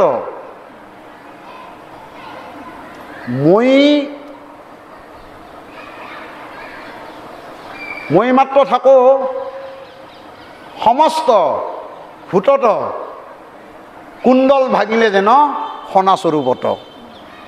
যে এই কথাখিনি আমাৰ প্ৰথম যিটো তাৰমানে চতুশ্লোকী ভাগৱতৰ 4টা শ্লোকৰ মূল অৰ্থ এইটো হ'ল তত্ত্ব আপোনাৰ ভগৱান তত্ত্ব, ঈশ্বৰ তত্ত্ব। এই প্ৰথম যিটো শ্লোক ঈশ্বৰ দত্ত, যে মোৰ বাদে পৃথিৱীত একো নাই, অতীততো মই আছিলোঁ, এতিয়াও মই আছিলোঁ, পাছতো মই থাকিম, এই বুলি তাৰমানে তেওঁ কৈছিল। গতিকে এতিয়া কথা হৈছে কি, আমাৰ এই যিটো তাৰমানে কুণ্ডল ভাঙিলে যেন সোণা স্বৰূপত, অৰ্থাৎ আমাৰ সোণাৰ অলংকাৰবিলাকত কি থাকে, সোণা থাকে। অলংকাৰবিলাক হ'ল কাৰ্য, আৰু সোণাখিনি হ'ল তাৰমানে আপোনাৰ কি জানে না, সোণাখিনি হ'ল তাৰমানে উপাদান কাৰণ, আৰু সোণাৰ ইটো হ'ল তাৰমানে নিমিত্ত কাৰণ। অৰ্থাৎ আমাৰ যিকোনো তাৰমানে প্ৰপঞ্চ জগতৰ সৃষ্টিত তিনিটা বস্তু থাকে, এটা উপাদান কাৰণ, এটা নিমিত্ত কাৰণ, নিমিত্ত কাৰণটো বেলেগ, উপাদান কাৰণটো বেলেগ, আৰু সোণাৰ অলংকাৰটো বেলেগ, কাৰ্যটো বেলেগ। কিন্তু ভগৱন্তৰ ক্ষেত্ৰত আপোনাৰ তিনিওটা বস্তু এটাই, তিনিওটা বস্তু এটা, কাৰণ কি তেওঁ নিমিত্ত কাৰণো, তেওঁ কাৰ্য, আৰু তেওঁ উপাদান কাৰণো। এতিয়া উদাহৰণ এটা দিছে আপোনাৰ কি জানে না, মাকৰা। মাকৰাৰ তাৰমানে আপোনাৰ জালখন কোনোবাই বেলেগ পদাৰ্থ দি সৃষ্টি কৰে নেকি? মাকৰা মুখৰ লেলাউটি দিয়ে সৃষ্টি কৰে। গতিকে আৰু সেই মাকৰাটো কিন্তু তাতেই থাকে। অৰ্থাৎ এই তত্ত্বটোৱে কৈছে যে কুণ্ডল ভাগিলে যেন সোণা স্বৰূপত, অৰ্থাৎ তাৰমানে মাকৰাৰ জালখন, অৰ্থাৎ তেওঁ উপাদান কাৰণো আৰু তেওঁ নিমিত্ত কাৰণো। ভগৱন্ত উপাদান কাৰণো, নিমিত্ত কাৰণো। কিন্তু আমি যিবিলাক আছোঁ এইবিলাক আমাৰ তাৰমানে উপাদান কাৰণ বেলেগ, নিমিত্ত কাৰণ বেলেগ। এইটো হ'ল চতুশ্লোকী ভাগৱতৰ প্ৰথম। দ্বিতীয় যিটো শ্লোক কৈছে, ঋতেৰ্থ যৎ প্ৰতীয়েত ন প্ৰতীয়েত ছয় আত্মানি তৎ বিদ্যাত্মান কি যথা মায়ায়াম যথা ভাস যথা তম। অৰ্থাৎ এইটো কথা কৈছে কি, যে আমাৰ অবস্তুক দেখুৱাই বস্তুক আৱৰি, সেহিহে মোহৰমায়া জানানিষ্ট কৰি, নাথাকিতে দেখি যেন চন্দ্ৰমা দুটয়, থাকিতে ৰাহুত যেন কেহ নেদেখয়, এহিমতে মায়াৰ কৰি ঈশ্বৰক আশাৰ বিষয়ে দেখাই জীৱক। এইটোৱে মায়াৰ দুটা ৰূপ বুলি কৈছে। মায়াৰ দুটা ৰূপ, এটা ৰূপ হ'ল তাৰমানে আপোনাৰ কি নাই জীৱ মায়া, এটা হ'ল গুণমায়া। জীৱ মায়াৰ আৰু দুটা ৰূপ। জীৱ মায়া এটা হ'ল তাৰমানে আৱৰণ কৰি ৰখা, এটা বিক্ষেপণ কৰা। আৱৰণ কৰা মানে কি, ধৰক ইয়াতে এটা বগা ফুল আছে, এই বগা ফুলটো যদি আমি গোটেই মাহে ক'লা চশমা পিন্ধি চাওঁ, তেনেহ'লে বগা ফুলটো আমি বগা দেখিম না ক'লা দেখা পাম? ক'লা দেখা পাম। ঠিক সেনেকৈ যদি আমি ৰঙা চশমাই দি পিন্ধো, তেনেহ'লে ৰঙা দেখা পাম। নীলা চশমাই দি পিন্ধিলে নীলা, কিন্তু আচলতে ফুলটো ৰঙাও নাহে, নীলাও নাহে, কি ই বগাহে। ঠিক মায়াৰ এইটো, অৰ্থাৎ এই প্ৰপঞ্চ জগতখন সমস্ত মিছা, জগত মিথ্যা, ব্ৰহ্মসত্য জগত মিথ্যা, জীৱ ব্ৰহ্মৈব কেৱলম। এইটো আপোনাৰ আমাৰ এইটো ব্ৰহ্মসূত্ৰত এই কথাখিনি কৈছে, যে জগতখন মিছা, ব্ৰহ্ম সত্য, জীৱ ব্ৰহ্মৈব কেৱলম। কিন্তু ইয়াৰে জীৱটোহে সত্য। আমাৰ এই যে জগতখনত যিবিলাক জীৱবিলাক আছে সেইবিলাক সত্য, বাকীবিলাক চব আমাৰ এই যি পঞ্চভূতি দেহা, এই পঞ্চভূতি দেহাটো যাৰ যিমান ৰূপৱানেই নহওক কিয়, যাৰ কিমান ফগাই নহওক কিয়, বগাই নহওক কিয়, এই পৃথিৱী এৰি আমি সকলোৱে একদিন যাব লাগিব। এইটো হ'ল তাৰমানে মায়াৰ আৱৰণ। বিক্ষেপণ আমাক কি জানে ন, সদায় ঈশ্বৰৰ পৰা সদায় আঁতৰত ৰখা মায়াৰ এইটো চৰিত্ৰ। ঈশ্বৰৰ ওচৰত আমি যাতে যাব নোৱাৰোঁ, তাৰ কাৰণে মায়ে আমাক বিভিন্ন ধৰণৰ তাৰমানে কি কৰে, আমাক ষড়যন্ত্ৰ কৰে। যেনে ধৰক আপোনাৰ ঘৰৰ পৰা আহিব হৈছে, আইসকলৰ কোনোবা একজনৰ কথা মই উদাহৰণ দিছোঁ, গিৰিয়েকে কৈছে কি, যে আজি যাব নালাগে দেই, এই অমুকে অহা কথা আছে, আপোনাক দিলাক নহয় বাধা। এইটো তাৰমানে বিক্ষেপণ, অৰ্থাৎ এইটো মায়াৰ চৰিত্ৰ। মায়াই কি কৰে, আমাক ভগৱানৰ ওচৰৰ পৰা আঁতৰাই আনে। এইটো হ'ল বিক্ষেপণ, এইটো মায়াৰ এটা চৰিত্ৰ। আৰু এটা মায়াৰ চৰিত্ৰ আছে আপোনাৰ কি জানে না, গুণ, তিনিটা গুণ, সত্য ৰজ তম। এই তিনিটা গুণৰ অধীন হৈ আমি সমস্ত কৰ্মবিলাক কৰি আছোঁ। সমস্ত কৰ্ম যিবিলাক কৰি আছোঁ আমি এই তিনিটা গুণৰ অধীন হৈ, আৰু এই তিনিটা গুণৰ ফল হিচাপে আমি তিনিটা ফলো পাইছোঁ। মানে তিনিটা ফল বুলি কৈছে, মিশ্ৰিত, উচ্চ আৰু নিশ্চ। এই তিনিটা ফল আপোনাৰ আমি কেতিয়াবা সৎকৰ্মৰ দ্বাৰা যিটো কাম কৰোঁ সেইটোৰ পৰা আমি তাৰমানে কি ভাল ফল পাওঁ, অসৎ কৰ্ম যিটো কৰি সেইটো বেয়া ফল পাওঁ, আৰু যিটো ভালো নহয় বেয়া নহয় তাৰ পৰা আমি মিশ্ৰিত ফল পাওঁ। এইটোৱে আমাৰ কৰ্মফল। এনেকৈ আমি কৰ্মফলবিলাক ভোগ কৰোঁ। এইটো হ'ল মায়াৰ চৰিত্ৰ। কিন্তু মায়াৰ আৰু দুটা ৰূপ আছে। এটা হ'ল আপোনাৰ কি জানে না, যোগমায়া, এটা হ'ল মহামায়া। এই যোগমায়া আৰু মহামায়াৰ কথা কৈছোঁ যে কেতিয়াবা কেতিয়াবা আমাক মায়াই মোহন কৰে, এইটো হ'ল মহামায়া।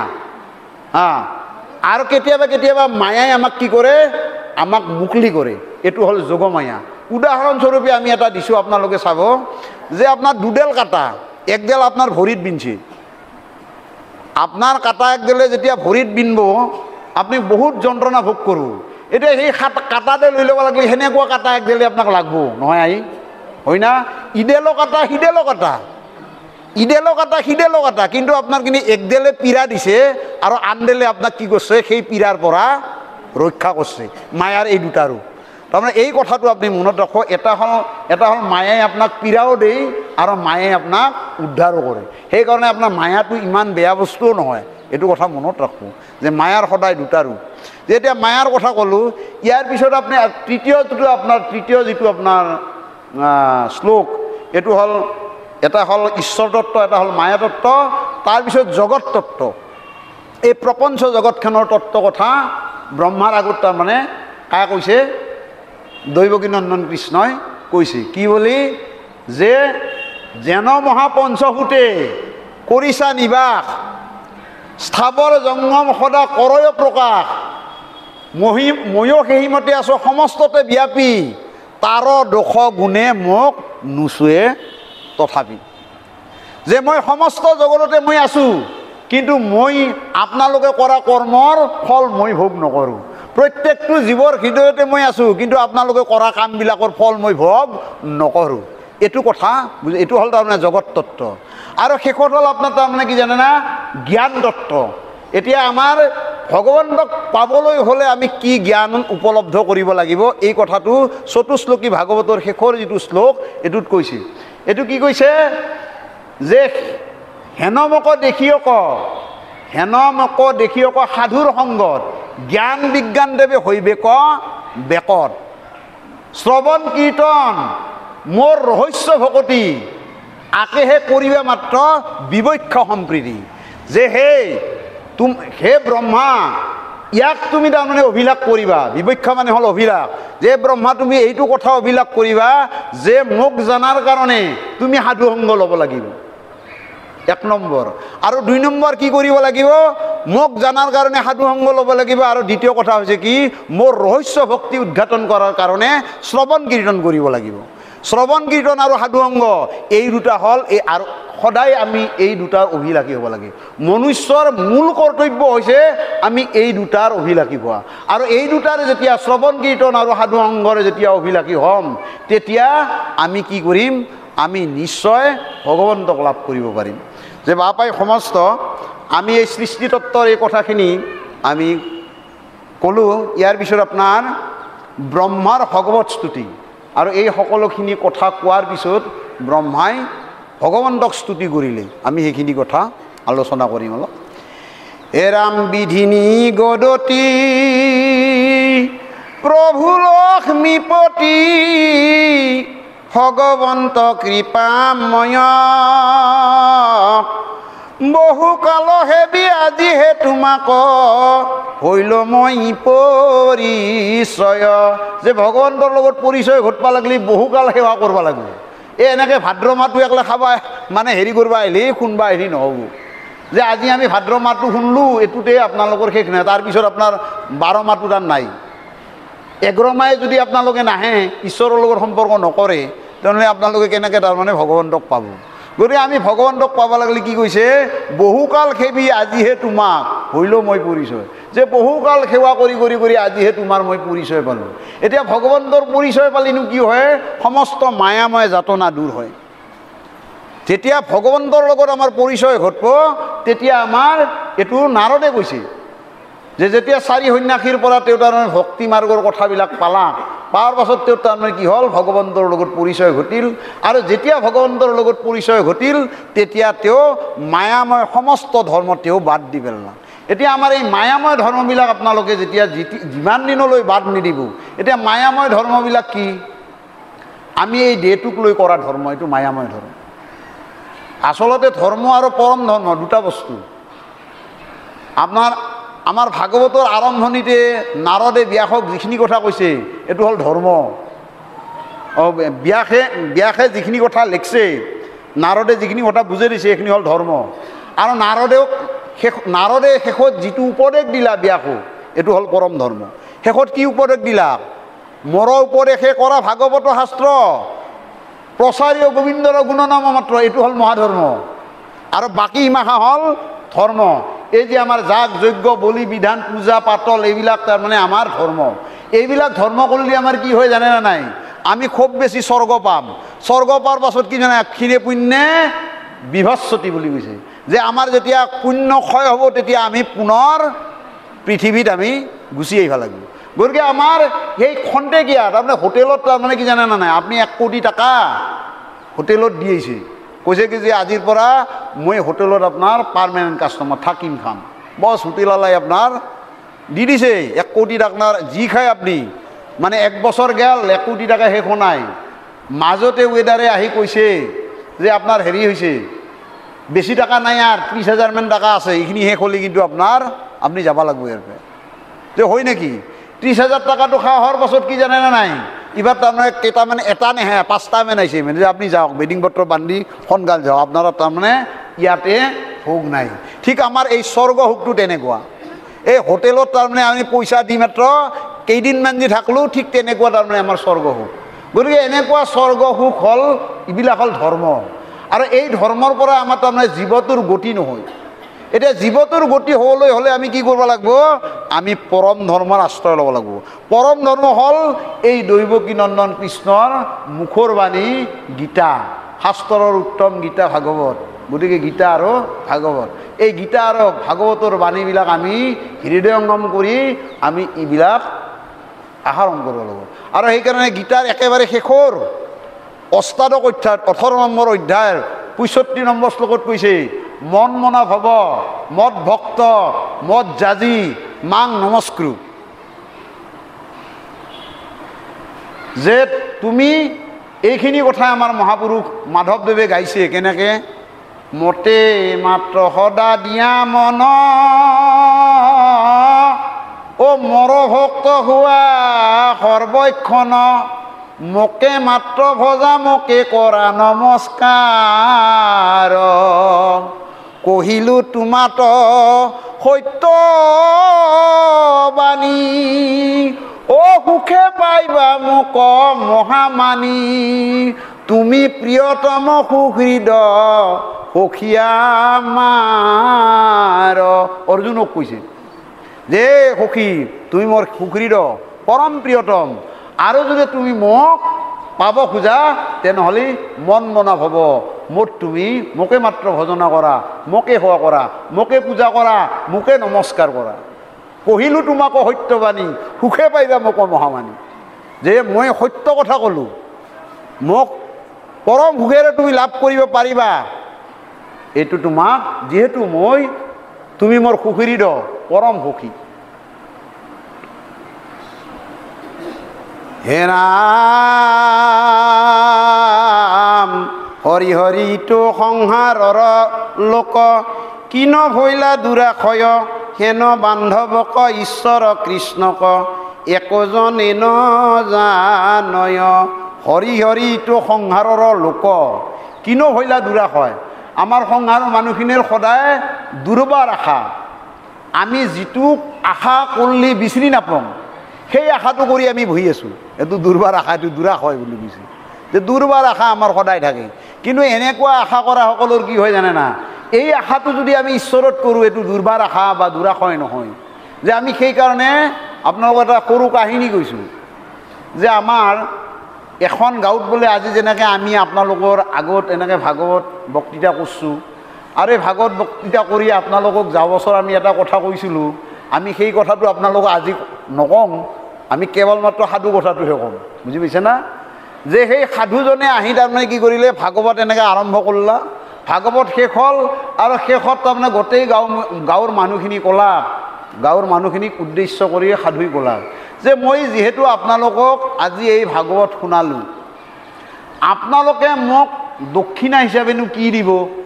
গতিকে আপোনালোকৰ যিবিলাক বয়া গুণ আপোনালোকে আজিৰ পৰা মোৰ কোচত দি দিয়া, আৰু যিবিলাকৰ বয়া গুণ নাই, যিবিলাকৰ ভাল গুণ আছে, এই ভাল গুণখিনি আপোনালোকে বৰ্ধন কৰি আপোনালোকে ঈশ্বৰ মানে কেন্দ্ৰিক কৰি তোলা। এই বুলি তাৰমানে দক্ষিণা খুজিছে সাধুজনে।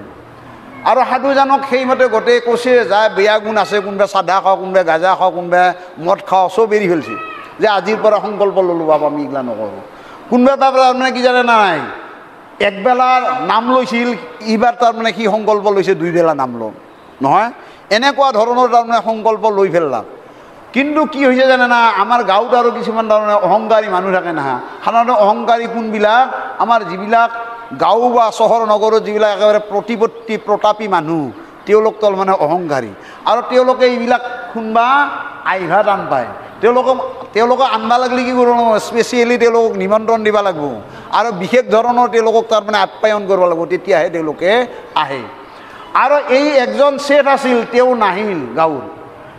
একজন ভকতে আৰু যাই ক'লাক যে বাপ আমিতো গোটেই সংকল্প ল'লোঁ, এই শেঠজনে একো সংকল্প নললাক দেখোঁ, তেওঁক কি কৰা যায়। সাধুৰ আৰু এটা লক্ষণ আছে কি জানে না, সাধু কায়ো মাতপা নালগে। সাধুই তাৰমানে কি জানে না, সকলোৰে গৃহস্থত যাওয়াৰ খেলা নকৰে। অহংকাৰী মানুহবিলাক একোৱে মাতি আনবা লাগে, সাধুৰ তেনেকুৱা চৰিত্ৰ নহয়।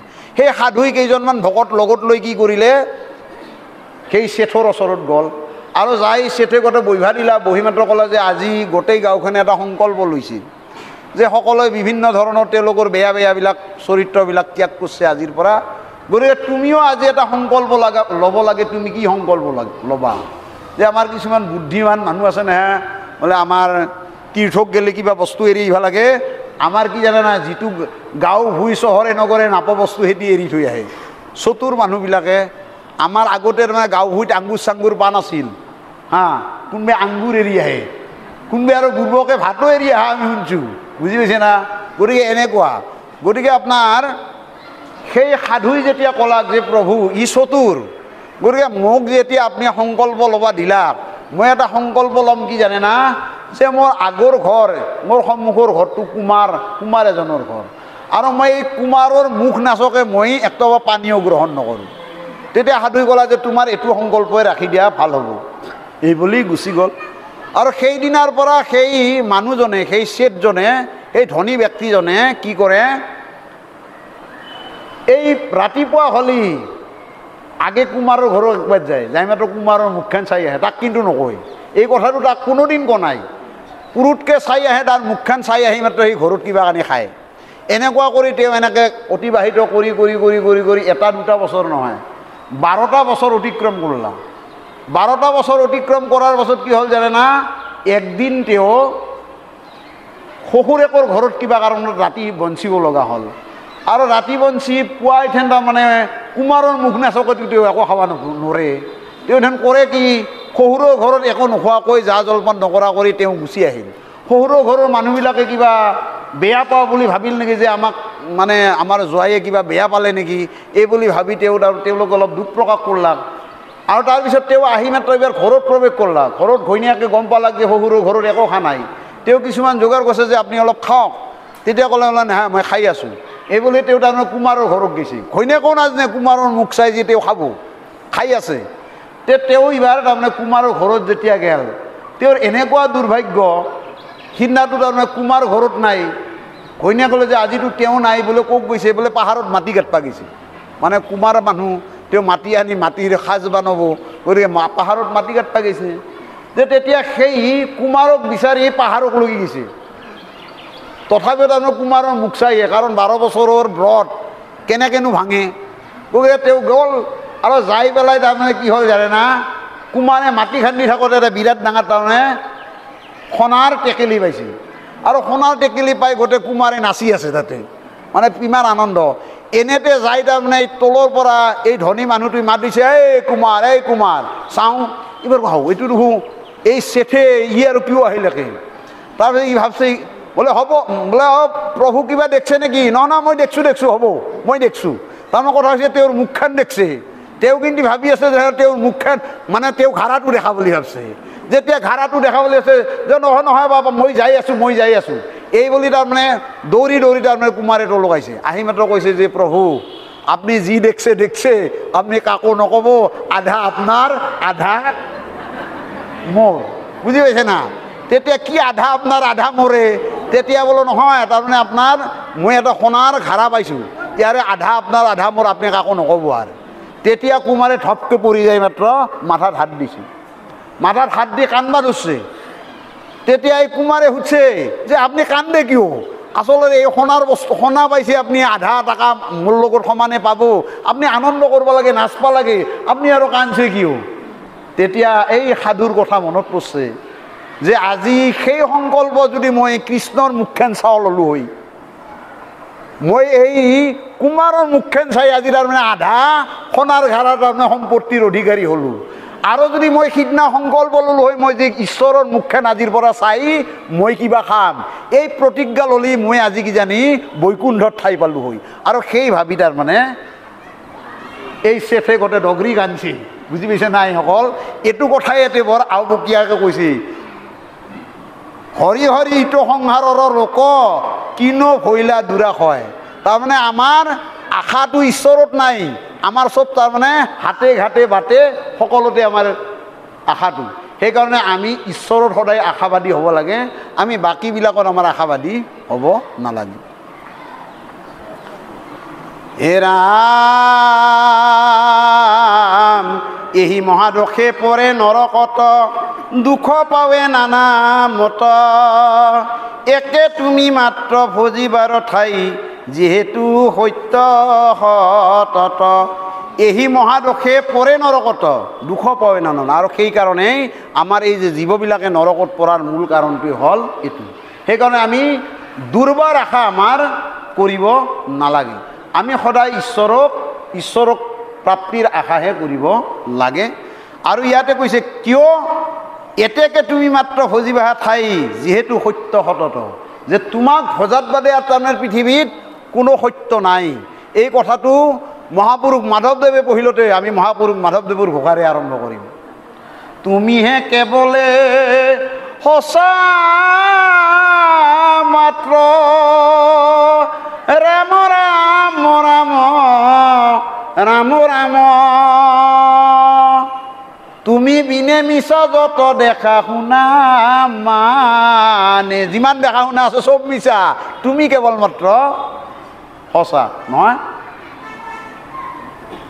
তাক যিটো মিছা কৰি আশা, ৰাম ৰাম ৰাম ৰাম ৰাম, দুৰাচাৰ মন মনহ মৰহ কেনেও অজ্ঞানে। এই দুৰাচাৰ মন, এনেকুৱা অজ্ঞানী কৰ্ম কিয় কৰা? এই সঁচাত আশ্ৰয় ল'বা এৰি তোমালোকে এই মিছাত আশ্ৰয় লৈ কিবা লাভ হ'ব নেকি? এইখিনি কথাই দেৱতাসকলে যেতিয়া দৈৱকী নন্দন কৃষ্ণই দৈৱকীৰ গৰ্ভত আছিল, গৰ্ভস্তুতি তেওঁলোকে কৰিছিল। কেনেকৈ? সত্যম ব্ৰত সত্যম পৰ ত্ৰিসত্যম সত্যস্য জনী নিহতন সত্যে সত্যস্য সত্যামৃত সত্যনেত্ৰং সত্যাত্মাকম তাম শৰণম প্ৰপন্ন। নহয়, তুমি সত্যব্ৰত, অৰ্থাৎ ভগৱানৰ ব্ৰত কোনোদিন তাৰমানে অক্ষুণ্ণ নহয়।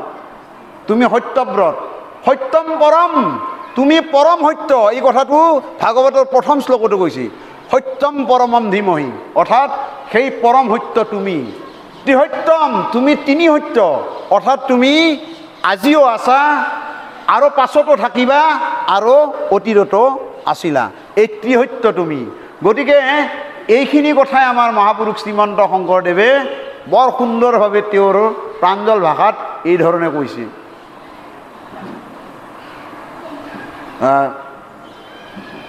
তুমি সত্যব্ৰত মুখ্যৰ সাধন, তুমি সত্যব্ৰত মুখ্যৰ সাধন, সৰ্বকালে থাকা তুমি, পঞ্চ মহাভূত তোমাত উপজে, তুমি সৰ্বই অন্তৰ্যামী, সৃষ্টিৰ অন্তত তুমি মাত্ৰ থাকা সমতাক প্ৰৱৰ্তাই, হেন তোমাৰ চৰণে কেৱল ভকতি কৰহ প্ৰভু দুনাই। যে তোমাৰ চৰণত বাৰে বাৰে প্ৰভু ভকতি কৰোঁ, কিয়? তুমি শেষত তুমিয়ে থাকবা, আৰু তুমিয়ে কি? এই পঞ্চ মহাভূততো তুমিয়ে আছা, সমস্ত তুমিয়ে সত্য, তুমিয়ে সঁচা। গতিকে তুমি সঁচা, বাকী সমস্ত প্ৰপঞ্চ জগত মিছা। এই কথাটো আইসকল আজিৰ পৰাই আপোনালোকে সিদ্ধান্তত আনব, এইটো কৈছিল। আন অসত্যত প্ৰয়োজন নাই কহিলোক কৰি নিৰ্ণয়, যদি কিছু আছে বিচাৰত কোনো সিটো সত্য নৰ হয়। যে কোনোবাই যদি বাকী কিবা বেলেগ সত্য বুলি প্ৰমাণো কৰিব খোজে সি কেতিয়াও সত্য হ'ব নোৱাৰে, কেৱল মাত্ৰ তুমিহে সত্য। হে ৰাম জানো মায়া গুণে বহু ৰূপ ধৰি, তুমিহে কৰা প্ৰকাশ, এহিহে নিমিত্তে সিহবক দেখি সত্যৰ কিছু আভাস। যে তুমি যিবিলাক কৰি আছা মায়াৰ দ্বাৰেদি কৰি আছা, আৰু সেইকাৰণে অসত্যবিলাকো আমি সত্য সত্য যেন কেতিয়াবা আমাৰ প্ৰতীত হয়। অসত্য বস্তুটোকে আমি সত্য সত্য যেন পাওঁ, কাৰণ জৰিও সঁচা সাপো সঁচা, কিন্তু আমি কেতিয়াবা কেতিয়াবা কি কৰোঁ, সাপৰ ভ্ৰমত জৰিৰে লোকে দেখা পাওঁ নহয়। সাপো সঁচা জৰিও সঁচা, কিন্তু আমি ৰাতিৰ আন্ধাৰ পোহৰ না আন্ধাৰ নাহাৰ পোহৰত জৰিৰে লোকে তাৰমানে সাপ বুলি জাপ মাৰি ঘৰৰ পৰা ওলাই তাতে একডাল সাপ পৰি আছে, কিন্তু আচলতে কি জানে না, সিডাল সাপ নাহে জৰিহে নহয়। এইটো আমাৰ এই ভ্ৰমটো আমাৰ সদায় হয়। হে ৰাম হেন যদি বলা তুমিও নভৈলা, ভালমতে পৰিচয় জিথ দেখিলা হা মোহৰ ৰূপক, ইটপু নুগুণময়। যে মোৰ যিটো তুমি ৰূপ দেখা পালা এইটো গুণময় বুলি ভাবছা নেকি? ই গুণময় ৰূপ নহয়, কাৰণ মোৰ এইটো সত্য প্ৰকাশ, এইটো মোৰ গুণময় ৰূপ নহয়। যে ভগৱন্তৰ গুণময় ৰূপো আছে, ভগৱন্তৰ ৰূপ তিনিটা, এটা হ'ল তাৰমানে সগুণ সাকাৰ, এটা হ'ল সগুণ নিৰাকাৰ, এটা হ'ল নিৰ্গুণ নিৰাকাৰ নহয়। আমি সগুণ সাকাৰ, আপুনি জয় জয় কৃষ্ণ কৃপা ময় মহেশ্বৰ, তাতে তিনিটা ভগৱানৰ নাম পাং হয় না। বাপ মন কৰিব, জয় জয় কৃষ্ণ কৃপাময় আৰু মহেশ্বৰ তিনিটা নাম হয় না নহয়। যে কৃষ্ণ হ'ল সগুণ সাকাৰ, কৃপাময় হ'ল সগুণ নিৰাকাৰ, আৰু আপোনাৰ মহেশ্বৰ হ'ল আপোনাৰ নিৰ্গুণ নিৰাকাৰ। মহেশ্বৰ সমস্ত ভূততে আছা তুমি হৰি, সবাকো মানিবা বিষ্ণু বুদ্ধি কৰি, এইটো হ'ল তাৰমানে মহেশ্বৰ, এইটোৱে মহা ঈশ্বৰ। সমস্ত ভূততে আছা তুমি হৰি হা, আৰু সমস্ত ভূততে দেখিবা হা অৰ্থাৎ এইটো কথা কৈছে যে যেতিয়া পৰ্যন্ত সমস্ত ভূতত তোমাক দেখা নাপাওঁ, কায়বক্য মনে অভ্যাসীবা তেবে বুলি কৈছে। যে যেতিয়া পৰ্যন্ত আমি ভগৱন্তক প্ৰত্যেকটো জীৱক আমি দেখা নাপাওঁ, তেতিয়াকলৈকে আমি আমাৰ ইন্দ্ৰিয়বিলাকেদি ভগৱন্তক পূজা কৰিব দিছোঁ। কায় বাক্য মনে, কায় বুলি কোৱাৰ লগে লগে আমাৰ দেহাটো বুলি কোৱাৰ লগে লগে আপোনাৰ গোটেই আমাৰ মন আদি কৰি 11টা ইন্দ্ৰিয় নহয়। কায় মনে মানে মনটো, তাৰপিছত বাক্যে, যে বাক্যই দি আমি ভোজন কৰিব লাগে। এতিয়া আমি কায় মন বাক্যে ভগৱন্তৰ চৰণত আমি সদায় তাৰমানে কি, যেতিয়া পৰ্যন্ত সমস্ত ভূতত আমি ঈশ্বৰক দেখা নাপাওঁ, তেতিয়া পৰ্যন্ত আমি এই অভ্যাসটো কৰি থাকিব লাগিব। আৰু এই অভ্যাসটো কৰোঁতে আমাৰ কি কায়ৰ ধৰ্ম কি আমি জানিব লাগিব, বাক্যৰ ধৰ্ম কি আমি জানিব লাগিব, আৰু মনৰ ধৰ্ম কি আমি জানিব লাগিব। আমাৰ মনৰ কথা আমাৰ এই গোপাল চৰণ দিছ বাপজনাই তেওঁ তাৰমানে এইবিলাক কথা বহলভাৱে লেখা নাই, কিন্তু গুৰুজনাই অনাদি বাতনত মনৰ কথা কৈছে। মন কাক বোলে, মনৰ অৱস্থা 4টা বুলি কৈছে, মন বুদ্ধি চিত্ত অহংকাৰ, মনৰ অৱস্থা 4টা। মন কাক বোলে, নানা কৰ্ম কৰিবাক কৰে আলোচন, একো কৰ্মে স্থিৰ নহয় তাকে বোলে মন। মন হ'ল এইটো, নানা কৰ্ম কৰিবাক কৰে আলোচন, একো কৰ্ম স্থিৰ নহয় তাকে বোলে মন। এতিয়া মন বুদ্ধি কাক বুলি কৈছে? বুদ্ধি বুলি কৈছে কি, সংকল্প বিকল্প কৰ্ম কৰয় নিশ্চয়, তাকে বোলে বুদ্ধি জানিবা নিৰ্ণয়। যে বুদ্ধি হ'লকে সংকল্প বিকল্প কৰ্ম যায়, যে এইটো কৰিম সেইটো নকৰিম, এইটো কৰিম এইটো খাম সেইটো নাখাম, এইটো হ'ল তাৰমানে আপোনাৰ এইটো বুদ্ধিৰ অৱস্থা। অহংকাৰ সমস্ত কৰ্মকে মই কৰোঁ বুলি মানে, তাৰে নাম অহংকাৰ জানিবা আপুনি। যে এইটো মোৰ, এইটো মই, এইটো আমাৰ, এইটো গোটেই মোৰে, এই যিটো ভাৱ, এই ভাৱটো হ'ল অহংকাৰ। আৰু তাৰপিছত কৈছে কি চিত্ত, নানা সদ কৰ্ম কৰণ্ড নিত নিশ্চয় জানিবা ৰাজা তাকে বোলে চিত্ত। যে সৎকৰ্ম কৰাৰ যিটো আমাৰ মানসিকতা সেইটো হ'ল চিত্ত। গতিকে মন বুদ্ধি চিত্ত। আৰু মনটো কি বুলি কৈছে? মন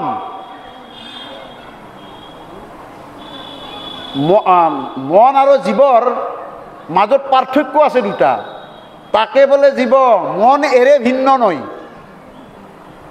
যেন একপিণ্ড হইলা লোহা অগ্নি দুই। মন আৰু জীৱৰ মাজত এটা পাৰ্থক্য আছে, কিন্তু সেই পাৰ্থক্যটো আমি দেখা নাপাওঁ। কেনেহেন এটা উদাহৰণ দিছে, যেন একপিণ্ড হইলা লোহা অগ্নি দুই। আপোনালোকে যেতিয়া ডাৱৰ নালটো হালবা যাব, হালবা যাওঁতে আপুনি কি কৰিব, ডাৱৰ নাহিটো আপুনি কি কৰিব, জুইত দিব। জুইত দিয়াৰ লগে লগে কি হ'ব জানে না, আপুনি বিচি থাকব, অলপ পাছত আপোনাৰ কি হ'ব জানে না, সেই লোহাডাল টিকটিকা লাল হ'ব, হয় না? এই লালটো কি বস্তু, তাতে হাত দিলে আপোনাৰ কি হ'ব, হাত পুৰি যাব। তাৰমানে মানে লোহাৰ লগত জুই আহি গৈছে, হয় না? ঠিক সেনেকৈ আমাৰ মনটোৰ লগত আমাৰ এই জীৱটো থকাৰ কাৰণে মনটো তাৰমানে জীৱৰ হেন লাগে, জীৱটোৰ মনটো হেন লাগে। আৰু সেইকাৰণে কি কৈছে জানে না, মনে যিবা কৰে জীৱে বোলে মই কৰোঁ, মনে জৈকে যায় জীৱে বোলে মই যাওঁ, মনৰ মৰণে বোলে জীৱে মই মৰোঁ। তাৰমানে মনটো মৰা মূল্যি জীৱে মৰা হেন পায়, মনটো যিবা কৰে জীৱে কৰা হেন পায়, বুজি পাইছে? এইটো আমাৰ ভাৱনা। কিন্তু আচলতে কি জানে না নাই, যেন সূৰ্য বিম্ব লৰে জলৰ লগত, জল স্থিৰ হইলে বিম্ব থাকে পূৰ্বৱত। অৰ্থাৎ আমাৰ এই সূৰ্যৰ আপোনাৰ খৰস্ৰোত নদীৰ ধাৰত যেতিয়া সূৰ্যৰ বিম্বটো পৰব, সেই নদীৰ ধাৰত আপোনাৰ এই সূৰ্যৰ বিম্বটো কেনেকুৱা পাব, আপুনি ঢৌ খাব পাব না নাপায়? কাৰণ যিহেতু নদীৰ পানীৰ ঢৌ আছে, গতিকে এই ঢৌ খাবই। কিন্তু আপুনি যেতিয়া এখন কাঁহীত আপুনি স্থিৰ পানী এসোপা থ'ব, তাতে যদি সূৰ্যৰ বিম্বটো পৰে, তেতিয়া কি হ'ব, ই স্থিৰ হৈ থাকিব। গতিকে ঠিক তদ্ৰূপ আমাৰ মনটো, এই জীৱটো আৰু মনটো, জীৱটো হ'ল আপোনাৰ কি জানে না, আমাৰ সূৰ্য, আৰু মনটো হ'ল আপোনাৰ পানীৰ ঢৌ। অৰ্থাৎ পানীৰ ঢৌৰ লগত যেতিয়া তাৰমানে এই সূৰ্য জীৱৰ তাৰমানে সম্পৰ্ক ঘটব, আমাৰ মনটো, আমাৰ জীৱটো সদায় অস্থিৰ হৈ থাকে। সেইকাৰণে জীৱটো আমি স্থিৰ কৰাৰ কাৰণে আমি স্থিতপজ্ঞ হ'ব লাগে। কিয়, আমি মনটোক স্থিৰ কৰিব লাগে। মনটো যেতিয়া স্থিৰ হ'ব, জীৱটো আপনা আপনি স্থিৰ হ'ব। সেইকাৰণে মনয়েব মনুষ্যনাম মনুষ্যনাম কাৰণম বন্ধ মুখ্যয়ম। অৰ্থাৎ এই মনটোৱে হ'ল আমাৰ জীৱৰ বন্ধন আৰু মুক্তিৰ কাৰণ। যে আমাক এই মনটোৱে জীৱক তাৰমানে বান্ধাব পাৰে, মনটোৱে জীৱক আমাৰ মানে তৈৰাব পাৰে। সেইকাৰণে মনটোৰ কথা আমি, গতিকে এই মনটোক আমি কণ্ট্ৰল কৰা হ'ল মূল বস্তু। আৰু মনটো যেতিয়া কণ্ট্ৰল হ'ব, তেতিয়া জানিব আমাৰ গোটেই তাৰমানে কি জানে না, ইন্দ্ৰিয়বিলাক কণ্ট্ৰল হ'ব। আৰু যেতিয়া আমাৰ ইন্দ্ৰিয়বিলাক কণ্ট্ৰল হ'ব, তেতিয়া আমি আচলতে আমাৰ লক্ষ্য আৰু উদ্দেশ্য কি, ভাগৱতৰ 2য় স্কন্ধতে কৈছে, আমি যে সাধু সংগ লাগে আৰু যে আমি শ্ৰৱণ কীৰ্তন কৰিব লাগে, কিয়? এইটোৱে ইন্দ্ৰিয় জয় কৰাৰ কাৰণে। ইন্দ্ৰিয় জয়ৰ কৰাৰ কাৰণে বিশ্বামিত্ৰ পৰাশৰ মুনিসকলে কি কৰলা, বিশ্বামিত্ৰ পৰাশৰ আদি মুনিগণ জলবায়ু পত্ৰ মাত্ৰ কৰয় ভক্ষণ, কামিনী গণৰ ৰূপ দেখি হিললিত ভৈলা তাৰা হবে কামে বিমোহিত। অৰ্থাৎ জলবায়ু ভক্ষণ কৰি আমি যদি যোগ সাধনা কৰোঁ, সেই যোগ সাধনাৰ জৰিয়তে যদি আমাৰ কি হয়, আমি কৰি থাকোঁতে যেতিয়া আমি কামিনীৰ ৰূপ দেখা পাওঁ, তেতিয়া আমাৰ যোগভ্ৰষ্ট হৈ আমি যাওঁ। এনেকুৱা উদাহৰণ সৌভৰী ঋষিৰ কাহিনী আমি নকওঁ, পাতনি নেমেলোঁ, এইটো বহুত ডাঙৰ কাহিনী। সৌভৰী ঋষিৰ কাহিনী আছে।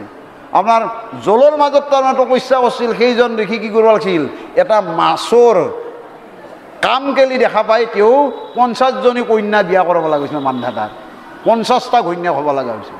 এনেকুৱা তাৰমানে আমাৰ যোগৰ পৰা ভ্ৰষ্ট হোৱা ঋষি। আৰু কৈছে কৰ্মমাৰ্গৰ কথা কৈছে, কৰ্মমাৰ্গৰ জৰিয়তেও আমি ইন্দ্ৰিয় জয় কৰিব নোৱাৰোঁ। দধি দুগ্ধ ঘৃত মিশ্ৰ কৰি খালি অন্ন, প্ৰবন্ধিয়া প্ৰতিনিতে ভুঞ্জে যিটো জন, সিও যদি পাৰে ইন্দ্ৰিয় জিনিতে বিন্ধগিৰি পাৰে দেৱে সাগৰ দৰিৰে। অৰ্থাৎ খাই লৈ যদি কোনোবাই ইন্দ্ৰিয় জয় কৰিব খোজে, তেনেহ'লে সেইটোও মিছা। কাৰণ কিয় জানে না, পৰ্বত কেতিয়াও সাগৰ পাৰ হ'ব নোৱাৰে। গতিকে সেইকাৰণে আমি কৰ্মমাৰ্গ, জ্ঞান মাৰ্গ, এই দুটা বাদ দি আমি কি কৰিব লাগিব, ইন্দ্ৰিয়ক জিনিবাক আছে যাৰ মতি, সততে কৰিও যত্ন সন্তৰ সংগতি। অৰ্থাৎ ইন্দ্ৰিয়ক জয় কৰিব লাগিলে প্ৰথম সিদ্ধান্ত হ'ল সাধুৰ সংগ ল'ব লাগিব। শ্ৰৱণ কীৰ্তন নিতে কৰিবে কৃষ্ণৰ, ইন্দ্ৰিয়ক জিনি হৈ কৃতাৰ্থ সি নৰ। শ্ৰৱণ কীৰ্তন আমি কৰিব লাগিব, আৰু শ্ৰৱণ কীৰ্তন কৰাৰ লগে লগে আমি ইন্দ্ৰিয় আমাৰ এনেই তাৰমানে উপকৃত হ'ব। অৰ্থাৎ আমি এনেকৈ যদি আজি আপোনালোকৰ মা দিনটো বাদ দি আপোনালোকে যদি দিনে এনেকৈ শুনে, তাৰমানে আপোনাৰ লাহে লাহে লাহে লাহে আপোনাৰ কি হ'ব জানে নাই, এই সাধু সংগ আৰু শ্ৰৱণ কীৰ্তনৰ ফলত আপোনাৰ ইন্দ্ৰিয়বিলাক তাৰমানে আপোনাৰ বশত আহিব। আৰু যেতিয়া আপোনালোকৰ ইন্দ্ৰিয়বিলাক আপোনালোকৰ বশত আহিব, তেতিয়া আপোনালোকে কি জানে না, জিতেন্দ্ৰিয় হ'ব। আৰু জিতেন্দ্ৰিয় প্ৰশান্তাত্মা জিতেন্দ্ৰিয়, আৰু যাই জিতেন্দ্ৰিয় হ'ব পাৰে তেওঁ প্ৰশান্তাত্মা, অৰ্থাৎ তেওঁৰে আত্মা সদায় শান্ত হৈ থাকে। হে ৰাম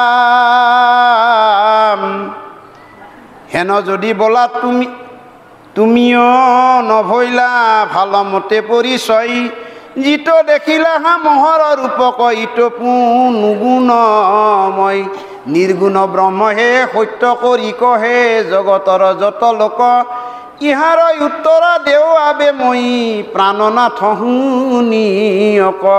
হে ভগৱন্ত একান্ত ভকত সমস্তৰে পুৰি মন, ইটো চিদানন্দ ৰূপক প্ৰকাশ কৰিয়াছা নাৰায়ণ। হে ভগৱন্ত একান্ত ভকত সমস্তৰে পুৰি মন, ইটো চিদানন্দ, চিদ আনন্দ। চিদ মানে হ'ল কি জানে না, মানে যিটো শাশ্বত। আমাৰ আনন্দ কেইবা প্ৰকাৰৰো আছে। এনেকুৱা কিছুমান আনন্দ আছে ইথেনে আহিল ইথেনে গেল, মানে আপোনাৰ বানপানী হেন, বানপানী এই আহিল এই গেল নহয় ভাব। আমাৰো কিছুমান আনন্দ আছে এই আহিল এই গেল। উদাহৰণস্বৰূপে কেনেকুৱা, ধৰক আপোনাৰ ল'ৰাটোৱে কি হৈছে, মেট্ৰিকত আপোনাৰ ডিষ্টিংশ্যন পাইছে, পাৰ লগে লগে কি কৈছে জানে না, বাপেকে 1000 টকা পকেটৰ পৰা উলিয়াই দিছে, ডাঙৰটো পুতেকে যা বাপা বাইকখন লৈ যা, এই 1000 টকা চকুৰ পৰা মিঠাই লৈ আহ। যে পুতেকে মিঠাই আনবা যাওঁতে লগত আৰু এটা বন্ধু পাছত দেখি উঠে লৈ গৈছে, উঠে লৈ যায় তাৰমানে কি জানে না, আপোনাৰ সেই টাৰ্ণিংটো পায় নাই এই বাপাহাৰ, তাতে গাড়ী এখনৰ লগত খুন্দা মাৰি দুটা খতম। ডিষ্টিংশ্যন পাৰ আনন্দটো থাকো না, তাৰমানে কিছুমান আনন্দ নদীৰ ঢৌদৰে আহে, নদীৰ ঢৌদৰে গুচি যায়। গতিকে এইবিলাক আনন্দ স্থায়ী নহয়, সেইকাৰণে এইটো চিদানন্দ নহয়। চিদ মানে হ'ল শাশ্বত, অৰ্থাৎ শাশ্বত আনন্দ। যি আনন্দ সদায়, যি আনন্দই আমাক সদায় কি কৰি ৰাখিব পাৰে, আমাৰ এই জীৱনটোক পৰিপূৰ্ণ কৰি ৰাখিব পাৰে। পৰম আনন্দ, এই যদি সাধত আনন্দময়, সাধত অমৃতময় কেৱলে আনন্দ ৰস, কৈলা ব্ৰহ্মা পদ্মকল্পত, এই যে পদ্মকল্পৰ কথা কৈছোঁ, এই যে ব্ৰহ্মাৰ পদ্মকল্পৰ যিটো কথা, সাধত মানে সাধত অমৃতময়, সাধত আনন্দময় পৰম অমৃতময়, যে পৰম অমৃতময় এই আনন্দ। আৰু এনেকুৱা আনন্দ যদি আমাৰ সদায় থাকে, তেনেহ'লে আমাৰ জীৱনত দুখ কেতিয়াও নাহে। আমাৰ জীৱনত দুখবিলাক আহে কেৱল মাত্ৰ আমি এই খন্তেকীয়া আনন্দ লভাৰ যি আমাৰ দুৰ্বাৰ আশা, এই দুৰ্বাৰ আশাৰ কাৰণে আমাৰ এইবিলাক আহে। হে ৰাম